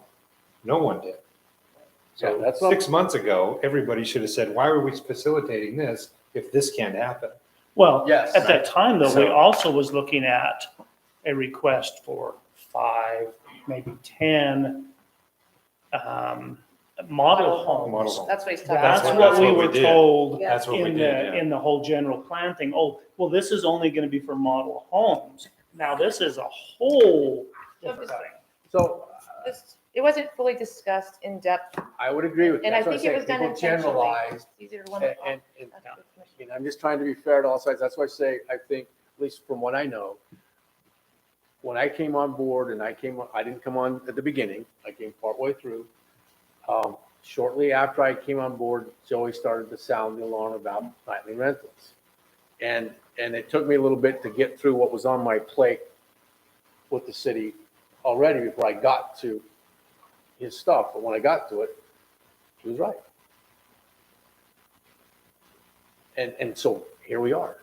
And the developer recognizes here we are, and the developer has given us the first draft of a potential fix. And when I say a fix, I'm not saying that anything's broken to be fixed, but if there is something to be fixed, then this is there.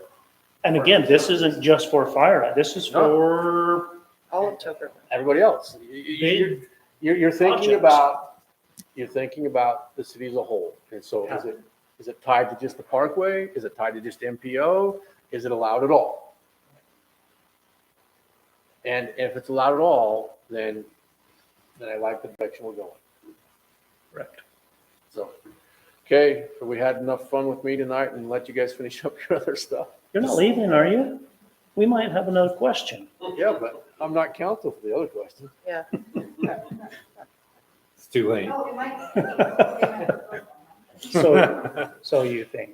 Does anybody have any more questions for Bruce on nightly rental? Okay. If we have any thoughts afterwards, can we email him or you or something? You can always email It's me. just yeah, late. fine. Yeah, and that's up to Bruce, if you want everybody sending you emails on it or. Well, Since council has already proposed the hand down, I think that's what this open meeting is kind of for, I don't know. Yeah, I won't tell anyone not to email me, but if I could get the comments Group with Jerry put together. put together. Yeah, In less than 7 days, because I'm sure you're gonna clean it up in a short time. Well, it comes back, it has to come back to us by next month, right? Yeah, but we have to still put So that this out is for still public tied comment. to all So of it's the still noise 2 weeks prior to ordinances that.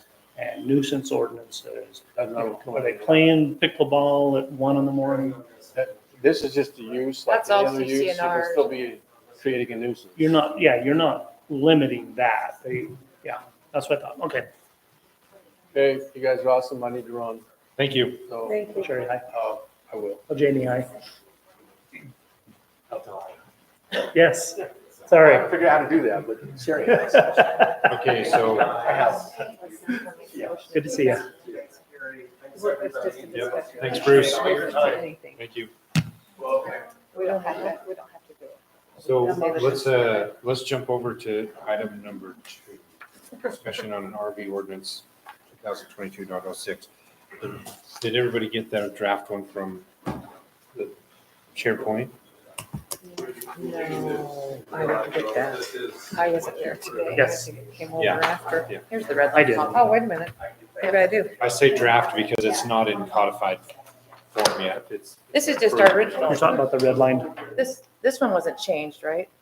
yeah, I think, was that the one in the SharePoint? So this one, Joey, this one's our current one, right? But this red line looks like what it was before we approved this one. This looks like our current one. Okay.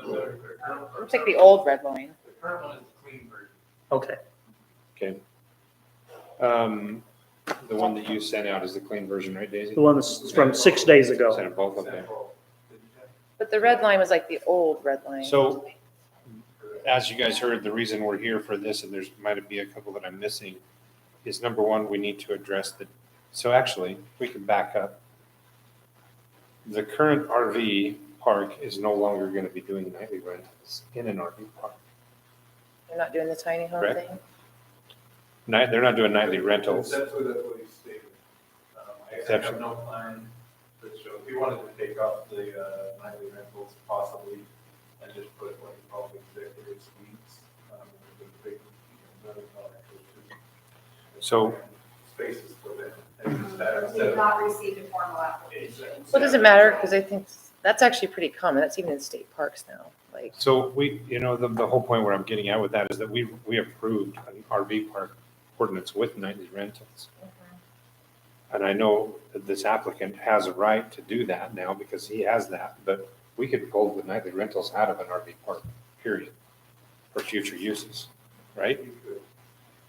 And if the Is there- applicant decides to do it, he would be grandfathered in under the old ordinance and he can do what he needs to do. But, if we're having all these problems, contentions, and if not, if we want to leave it in here, we need to identify, first things we need to identify is percentage. We need to reduce either the maximum density by acreage and or the percentage that's allowed, which is in, both of that's an F and an I. And then also what we need to do is go in here and put something in this ordinance that says what kind of permit that they shall receive and who.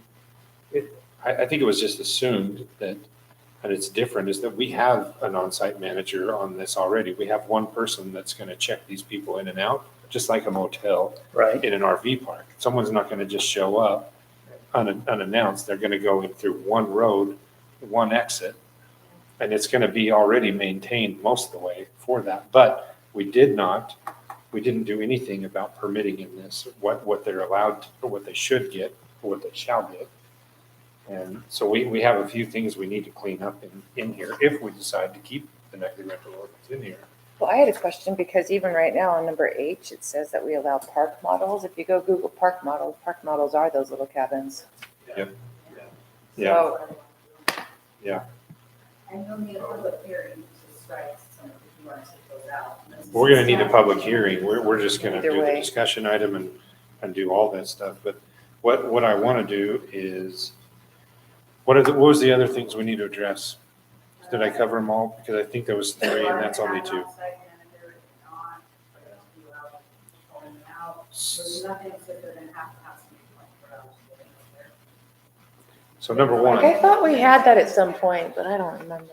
So. number one, though, I wanna go back to is that we did this because an application was in front of us, but we needed to get it out of our current nightly rental ordinance. So we created this inside of an RV park ordinance. Now, if something moves to something like this, why would we allow that in an RV park when someone else has to go through all that work? And that's what's been a lot of the contention between both of them is now this one person, be it Nightly Rentals, has to go through an MPDO and all these things and go through hundreds of thousands of dollars to even get to Well, that's for, approval. And now you do an RV park, but you can, so We have 300 of those up there right, Yeah, just so right now. Yeah. You could have had 320 units based on its acreage, which you didn't, you came in at 112. which allowed 54, no? Yeah, 54 nightly rentals. But it's not, but in the spaces, you could have 300, well, we could have 300 spaces. Yeah, space, so Right. yeah, so we need to. And then, determine, but 15% of spaces. nightly rentals. Yeah, so that was kind of what they were, when we hear from the other people, when they're hearing about these nightly rentals, we're kind of like, okay, explain to us how you can have, how you're allowing, which is why we're redoing this. We're like, we realize that this was done very hastily, but they're like, explain to us how you allowed this to go through and they could have up to 300 of these, but we can't have. Well, they can have 100. 300. So it's just, so we're just cleaning it up. Yeah. But, Gotcha. yeah. So that's where we come back to the density on 16 per acre. well, I was We gonna, need to reduce that, and what Right. Darren was gonna do, because I said if someone was really good with math and architectural stuff, that we could take the dimensions of it and figure out the minimum that we could get to. Right, and which I can do that. Yeah. The- It was more of a joke. Well, I thought we do, I To thought we force you kind to of, do a bunch of I'm math, not but gonna do it right now. Yeah. I'm gonna do it. I was gonna say too, like, so I did a lot of reading. So these park models aren't even considered, they're Well, not let's considered, hold but they're on. not Let's- considered homes. let's So- go at this one at a time here. Let's just talk about the density first. I didn't because say we're about gonna jump definitions. Let's start even at definitions, because a nightly rental that we're seeing is, under these are like homes. They're homes, they're condos, they're townhomes. These tiny homes, these park models are not legally homes. Like if I bought a property right now, I couldn't go put a park model on my property. It would be, it's called an auxiliary unit, right? It's not considered a home. So I think there's a separation between a nightly rental ordinance, which covers actual residences, versus I have a little auxiliary unit I'm putting on a property in an RV park, which still needs rules, but I don't think they're apples to apples when we talk about them. And a lot of people are actually going around to get those to consider the state bills so they can finance them. So that part of a lot of our loans are actually financed as homes. And I just went to an RV park over in Mullen, really, sorry, but, the RV park had bought a whole bunch of brand new, RVs, nice, big RVs, and they were renting those out, right? And that's what's going in Virgin. Right. Yeah. It's There's the like, same, they, you They know, do the Airstreams on them, they do walls. and they don't scare them. Right. Read my wells, I mean, do that, but it's one of their. They're doing that here in Hurd. you know, I don't know that I have a problem with that. You look at, okay, so we're making somebody go through MPDO. Those are homes, those are something completely different.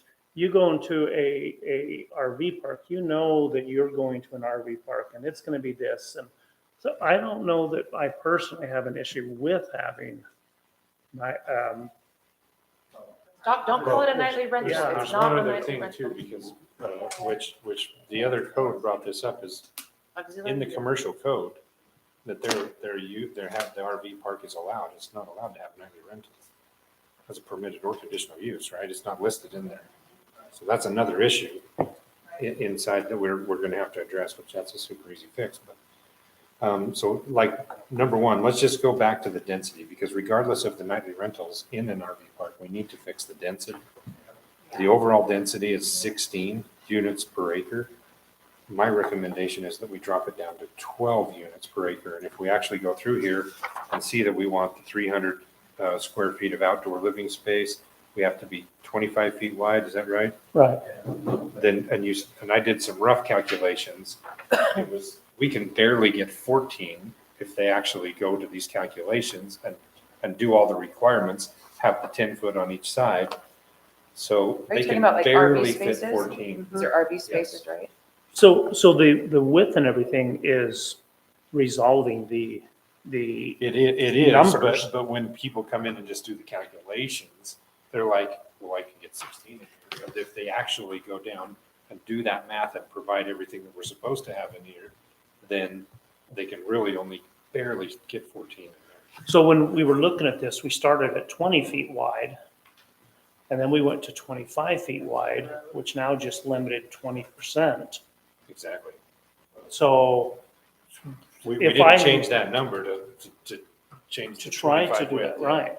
But if I was going to build an RV park, and I was like, wait a minute, if I go over to Hurricane, I can get 20% more in there. That makes it more profitable. So So when Wayne also went around the Right. park, he said the things that they were talking about were, they wish they would have done this or that. And I wish you would hear that. But I remember that conversation. It Yes. was always they built them too small. we went down to a 25, but if you look at what Lance Sherms has on his right now, it's 34 feet wide, his spaces. Uh-huh. 34 feet wide because he has to provide an extra stall and 300 square feet. So that's what I'm saying. Yeah, so if you're 20, whatever, you come down to the actual size of the lot here, and then we call out on a public street, or on a public street, or in a RV park. Right, it's all private, right. you know, we've got some little things like that that need to be fixed and changed. I think probably what the audit will do with our comments tonight is just, everybody needs to go back and look at this and do their homework. As well as what. What I'm hoping tonight is that we can come up with some comments Yeah. till we can get another draft. So someone can create a draft for us. I think Val said she wanted. Did you say 12 or 14 feet? Sure. So we can have another draft to look at So, with the comments, but I don't think we have that far to go, and I think we can get to there in a short amount of time. Did you say 12 or 14 was your recommendation? 12. Sorry. Well, I would say 12 because 14 was right on the limit, but Right. I'm wide open to. I just didn't write it down. I think just go with the limit. I mean, Well, there's we're another- already requiring them to have 25 foot. Yeah, but if someone really pushes that, then they might find another solution that I missed too. So what we're trying to do is get it to where we have that open space. If we reduce 2, let's say we go down to 14 and reduce 2, that's a pretty big number in the neighborhood. Right? Yeah. So What are your thoughts on like the whole like tiny home, auxiliary home, cabin? we're going to come down to that because if we want to keep Not the yet. nightly rentals inside of this RV park ordinance, then we have a lot of work to figure out. So So does the nightly rental apply if they put an RV in, or that they have an RV there they're renting out then? I think it probably would. Yeah. Aren't they already excluded from the nightly rental ordinance in the This is very the thing first is if thing? someone put 20 of the same, then we probably know what they're doing. If someone put 20 odd trailers in there, no one would ever know if they're doing nightly rentals or not, right? So, I mean, how would we monitor that? You know, it would be impossible to understand. So can we just say there's no nightly rentals and just take all the sections out and just let it be an RV park? We could recommend that to the city council and see that, but we have to. Is this one from us going to them or them coming to us?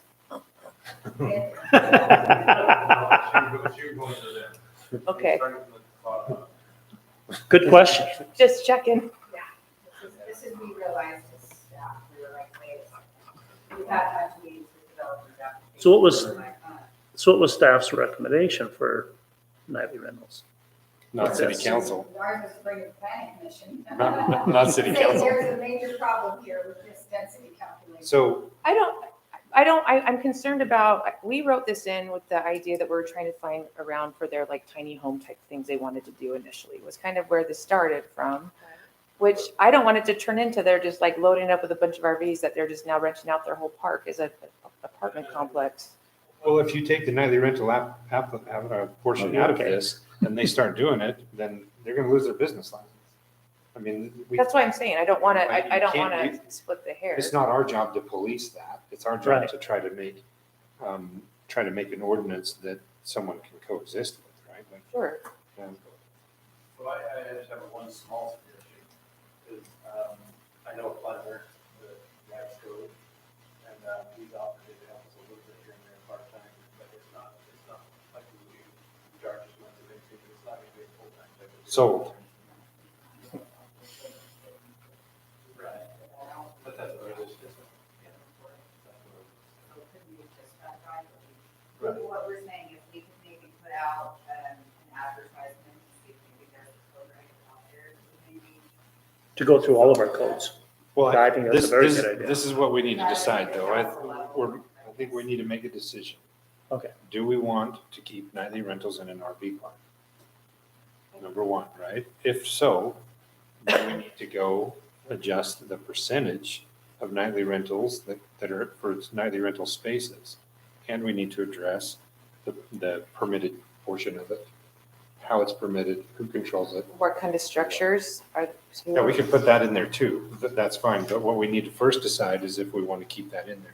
Do you guys have a preference? Do you get like, it's because staff, do you see a problem if we remove it from RV parks? And do you see a problem with leaving it I can't leave away. after?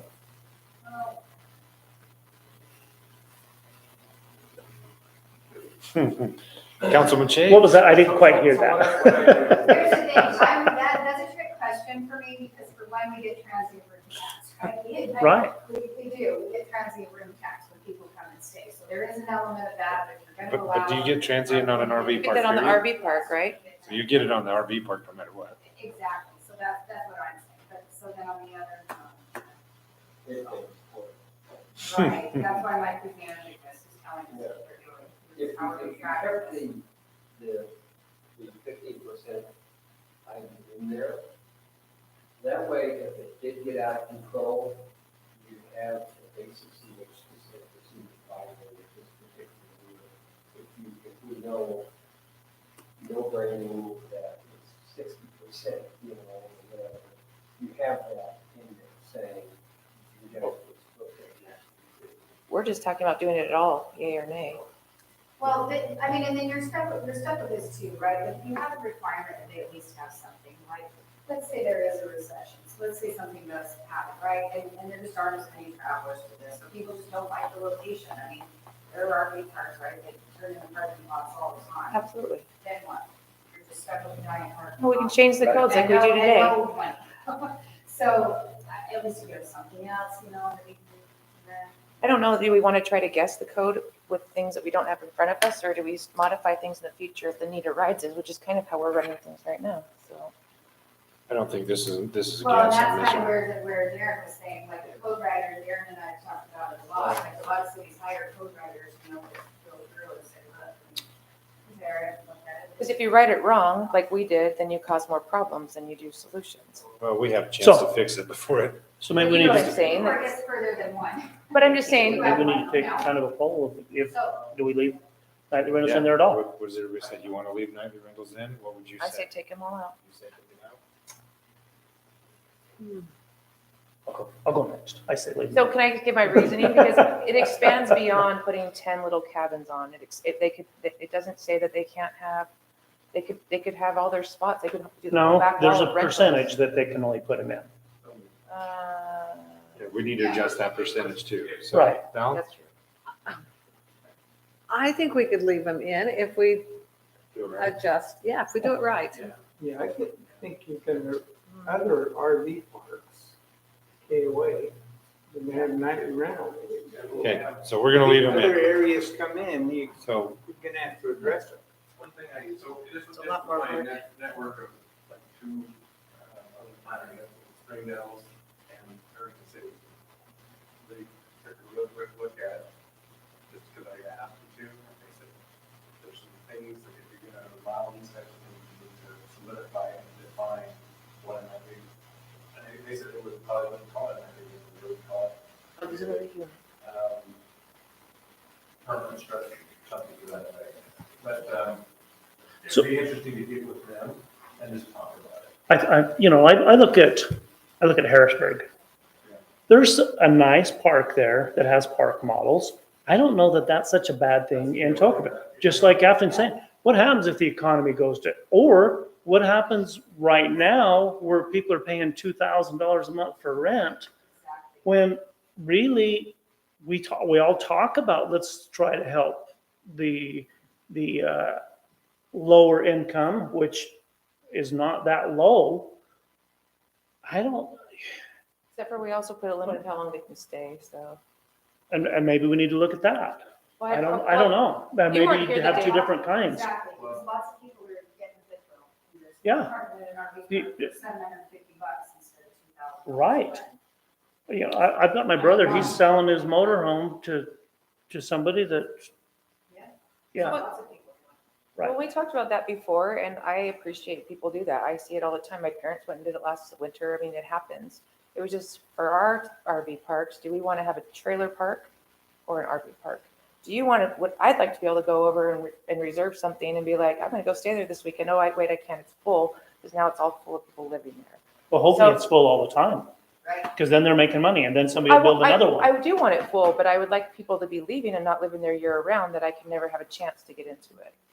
So do we want an RV park or a trailer Let's park? come back to these one at a Okay. time. So we're gonna keep RV parks or nightly rentals in an RV park, right? Okay, so for guidance, does anybody have anything against going on F, going to 14 I you said 12. or 12? Which one? No, you said 12. 14. 12. Go to 12. Is 12 not enough? I think it's too little, yeah. So, Personally. so there's an easy way. Let's just leave it at 14 for a minute. Okay, we're gonna come back to that. We're gonna circle back. That's a famous saying now. Yes. But let's go down to I. Okay. How many, Yes. how many nightly rentals are allowed at the current RV park that were approved? Yeah, 24, 23, they only allowed 23. So how many? based on how He many. was given conditional approval of 25. 25? He wanted Okay. to go to 31, but he didn't allow, he's allowed, yeah. 23. And that was because they only But came then up he with a wanted to number cut of, down some spots, so then you could get to higher. Right. Yeah, so they did change from the 112 preliminary plat to the 100. Which one are you talking about, Afton? the only one that's in front of us? The one for the Yeah, culvert here? One, Yeah, it's lighting tiny from 112 to 120, but he looked at it and said, that's not substantial enough change to make it come back to the preliminary plat approval again. So- Because it was the same posted, they were just converting it to get back, kind of back in to this, to add an extra lateral for sewer and an extra lateral for water. Mhm. So the issue that we're seeing as staff is that they're coming in and they're not having it right. The idea is that if we have something, you can change that significantly or substantially, you gotta come back through the process. But what's happening is they're coming through, first, when he approached us, he said, I was like, I think that might be a substantial change, but you're gonna have to go back through the process. But what actually happened was then when we started doing the calculation on his density, when we were like, oh, you've got a conditional approval for 125. He wanted to go up to about 100, he said maybe even up to about 174. He's like, maybe 140, maybe 174. At that point, I said, that seems like a substantial change. You would have to come back through the process. And then when he said, no, actually, according to your density, I'm allowed to go up to 300. And then we were like, wait a minute. So then it actually came out a little higher Yeah, than that. yeah, but He it's said still a 300. substantial He said change to 320. the So plan. we were like, wow, that's a substantial change to the plan. But what we're saying is, when they're realizing that they're gonna have to come back through for a substantial change, they're like, we will just go for the whole thing. Right. Exactly. And If we're initially, gonna go substantial, Yeah. we're gonna go through the whole thing. We're gonna. And so we're like, oh, we don't know if that's exactly substantial. Hold on a second, you know, and maybe. we'll Right. go with Some of that those- as the code. Well, some of the restricting factors, I think it was 16, you were over 25, and those restrictions, you're not going to get. You can't, you got to restrict it this way, but you got this other one. We need to make that match each other. Yeah. Is there, do we want to put a So maximum on That's, our that's why I was size? saying number 14 hits that number really close, and you might find a little bit different, but if, that's what taking the perimeters off. It's always. And it's based on 20 acres, but that's gonna change over 50 acres. It's how you do your layouts and your posters. You bet. And what your widths of your streets are. There's a lot of different factors that are always gonna determine how many units you can physically fit on that acre. So my recommendation is if we went to 14 units, you know, and you did your max density, and then you take your nightly rental, your 15% of the total RV spaces, you would take that down to 10. I would think that would be. That would be my recommendation is to Have a hard drop that number? down to 10, Just a hard number or a percentage? 10%, yeah. 10%. So like in that case, you would have 20 acres and you would times that 20 acres times 14, right? And then that would give them 280 spots that they could, you know, it's a lot. Then you would times that by the 10% and you would get your 28. I So don't know, that's if closer to the 28 is number, overwhelming. Because they have conditions, so there's another misconception on where we're getting some of that information, because they have conditional approval on 25.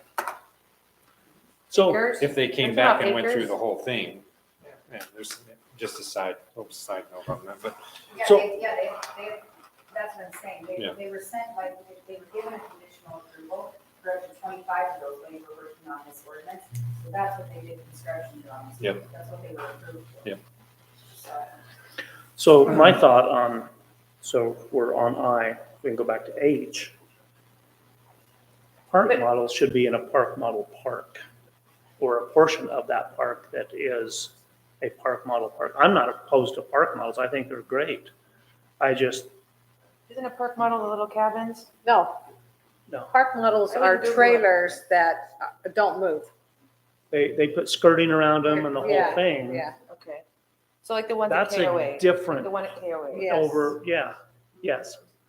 To me, that's not an RV park No. thing. That is a That's a trailer park park. And model. what's a park trailer? Is it so we the need to same? strike Is it park- park models. I think so. Is Yes, a park I agree. trailer too? Is that the same? What's a park trailer? It's the next one. No, Park trailer. We have it on our list now. I don't know what that is. I Unless don't somebody can either. define that for me, I would take that out I don't too. know. What is a park trailer? Because you have travel trailers, Right, I would take that recreational out. vehicles, motorhomes. Yeah. I would take park trailers out too. Yep, I agree. If we don't know what it is, it shouldn't be there. Someone else will define it for us. Yeah. Okay, so then let's jump back up to the. So can I ask one more question? Do Go we ahead. ever talk about putting a limit on how many acres we should allow? Because could someone buy 100 acres and then they can do 1,000 units They can, or whatever the They number could. is? you can. Well, I think permitted also should have, you should have, be able to put a tent in there. Are we not allowing that? We don't allow tents in them. We don't spell that out. It does. It's just saying permitted only, and then it says recreational on here vehicles. somewhere. So technically, you're not allowing Look at the green space. hikers with just tents. And why would you not allow that? Yeah. But most Yeah. do, yeah. Grass. I mean, we just spent weeks traveling and it's like, yeah, there are some that It's do more- not. Well, are Those the we, more upscale ones, but A what lot do you of think? people travel with the trailer and they have a tent for the kids. Exactly. Yeah. well, So I'm just saying not all of these parks Yeah, do. I just think like, I would think you'd add tent in.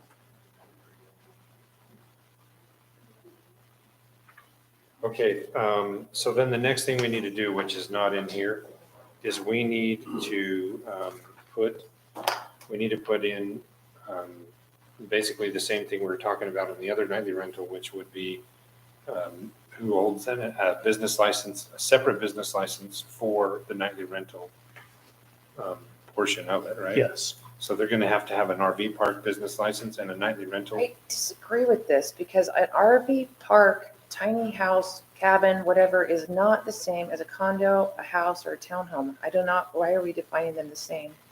It's an auxiliary unit, it's not a home. No, you're not saying that Well, they're renting the RV spaces out already. So they need a business license to run their RV park. Why do they need a separate business license to rent the spots out that are an auxiliary unit? They're all auxiliary Okay, units, that's what we're talking about though. So they're gonna have to get a business license for their RV park, right? right? So you're gonna pull their business license for their whole entire RV park if they have a problem with their nightly rentals? They're not a nightly rental, it's an auxiliary unit. You can't call them an auxiliary unit in our code either, because they're not allowed.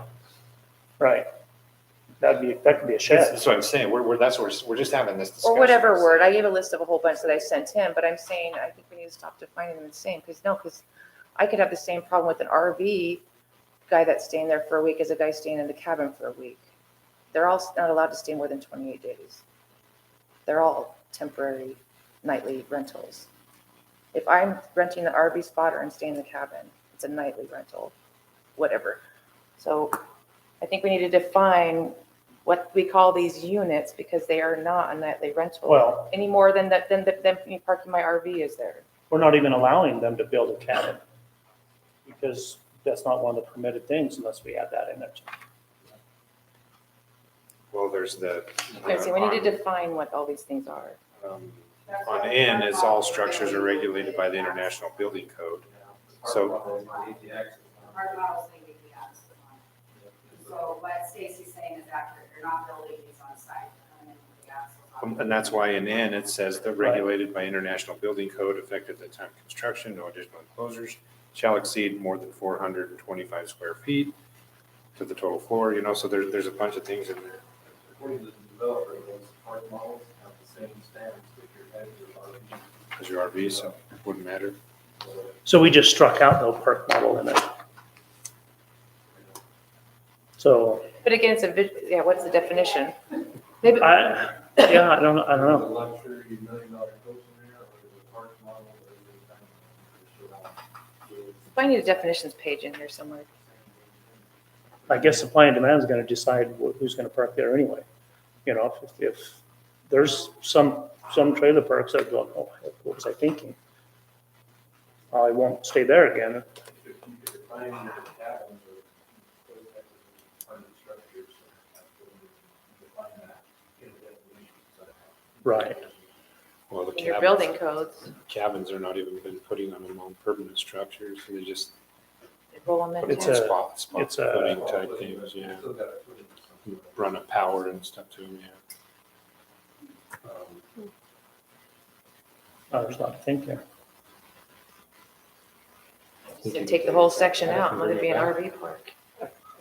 You're asking me to rewrite this? We want to see if Darren can have his. So we've identified the problems. I think the staff should do it, and I'll tell you why, because this is gonna reference a lot of other codes, we're gonna look at a lot of other cities. I think that this should be, Let this is a me, big ordinance. let me ask I you don't think this. it Do you guys want to clean up the usable acres before we have a long drawn out thing?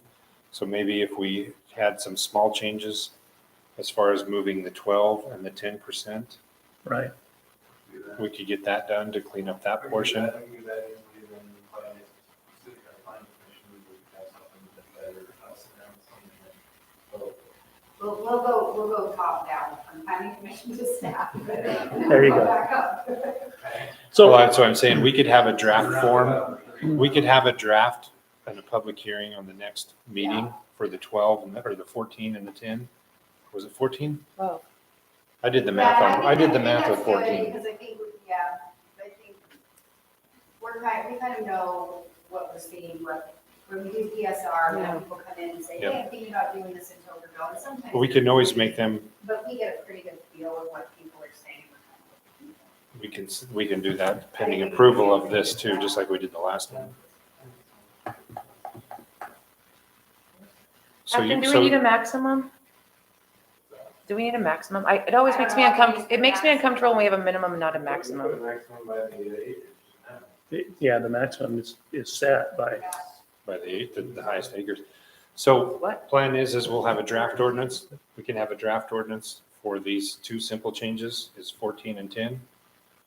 We'll put that in, we'll have the public hearing on it, and then we'll work on the amendment in the meantime. Oh, I wasn't talking about individual units. I was talking about the size of an RV park. So right now, the minimum acre is 5 acres. Somebody could come in and buy 100 acres. Someone already has a plan for 200 acres. I'm just saying, so that part makes me uncomfortable that we have a minimum, not a maximum. Oh, I didn't mean here in Tokesville. I'm just, so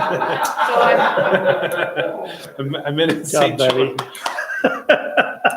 Everyone's like, I said the acreage incorrect on purpose. No, I'm just kidding. So- is that why we're not going to talk about maximum? 'Cause it's Okay, already so- in there? Can you put that draft together, Daisy? Is it 14 and 10? Everybody said on 14 Yeah. and 10? So Yeah. we need to start model Let's, We need to start let's- model together trailer for right now, because we have to Trailer bring this back park. for a public hearing. Yeah. And then they can, you guys can talk about it. yeah, so we'll do this in the public hearing so that we can get ahead of the density issues, and then we'll start addressing all the nightly rental issues on top of that. Yeah, we'll align it. And Darren's gonna take care of that portion with his other guy, right? Okay, So, is 90 days enough for us to What's that? 90 days enough for us members? no, What do they need to vote? 120? I agree with you. Yeah, I don't know that resolves that. that's the really hard part, I think, that you're saying. It's really hard to determine what nightly rental, if someone's there for 100 days or 200 days. Or they just the trailer park though. Mostly you trailer park, or you parking stuff, snowbirds. Yeah. Right. For like 4 months or We went back and 7 forth on months. this like for months. Yeah. And then we landed on the 28 days because that's when the taxes run out. And it says 90. Well, it's 90, yeah, but it had, every 28 days they have to check out, and they can't check back in within 48 hours. But you're right, It's because of the snowbirds tra- come down for Gary, 3 or 4 It's months. because of the transient tax. Yeah, exactly. That's why we did it that way. And trying to keep people moving. That goes back to the living stuff. No, that's a good question. But that's the reason we did it. It's because of the Yeah, but like transient my tax. parents, right now to Okay, next. so we have a plan on that. Every Does, year. any other issues that we want to put on the agenda? Actually, can you put on the agenda for the next one, a discussion on the current nightly rental, we'll call it the residential nightly rental? Oh, yeah. So we'll clean up, what we'll clean up is the owner of the property portion that Bruce was saying on that. So, but- We'll do an area for the existing. Well, for the existing, we just need to remove that you have to be a resident. because- Right. So when we say existing, we're not making two ordinances. We're taking the ordinance, we're adding in the development part. How come it keeps referencing the residential one then? Huh? It takes out sections and adds sections to identify the two. That's what the whereas do on the front of it. Okay, any other issues? I make a motion, we close. Okay, we have a motion, second, we'll vote. Yeah, Aye. Hi. Okay, meeting is adjourned at 9:50. This is the longest we've gone. 9:50.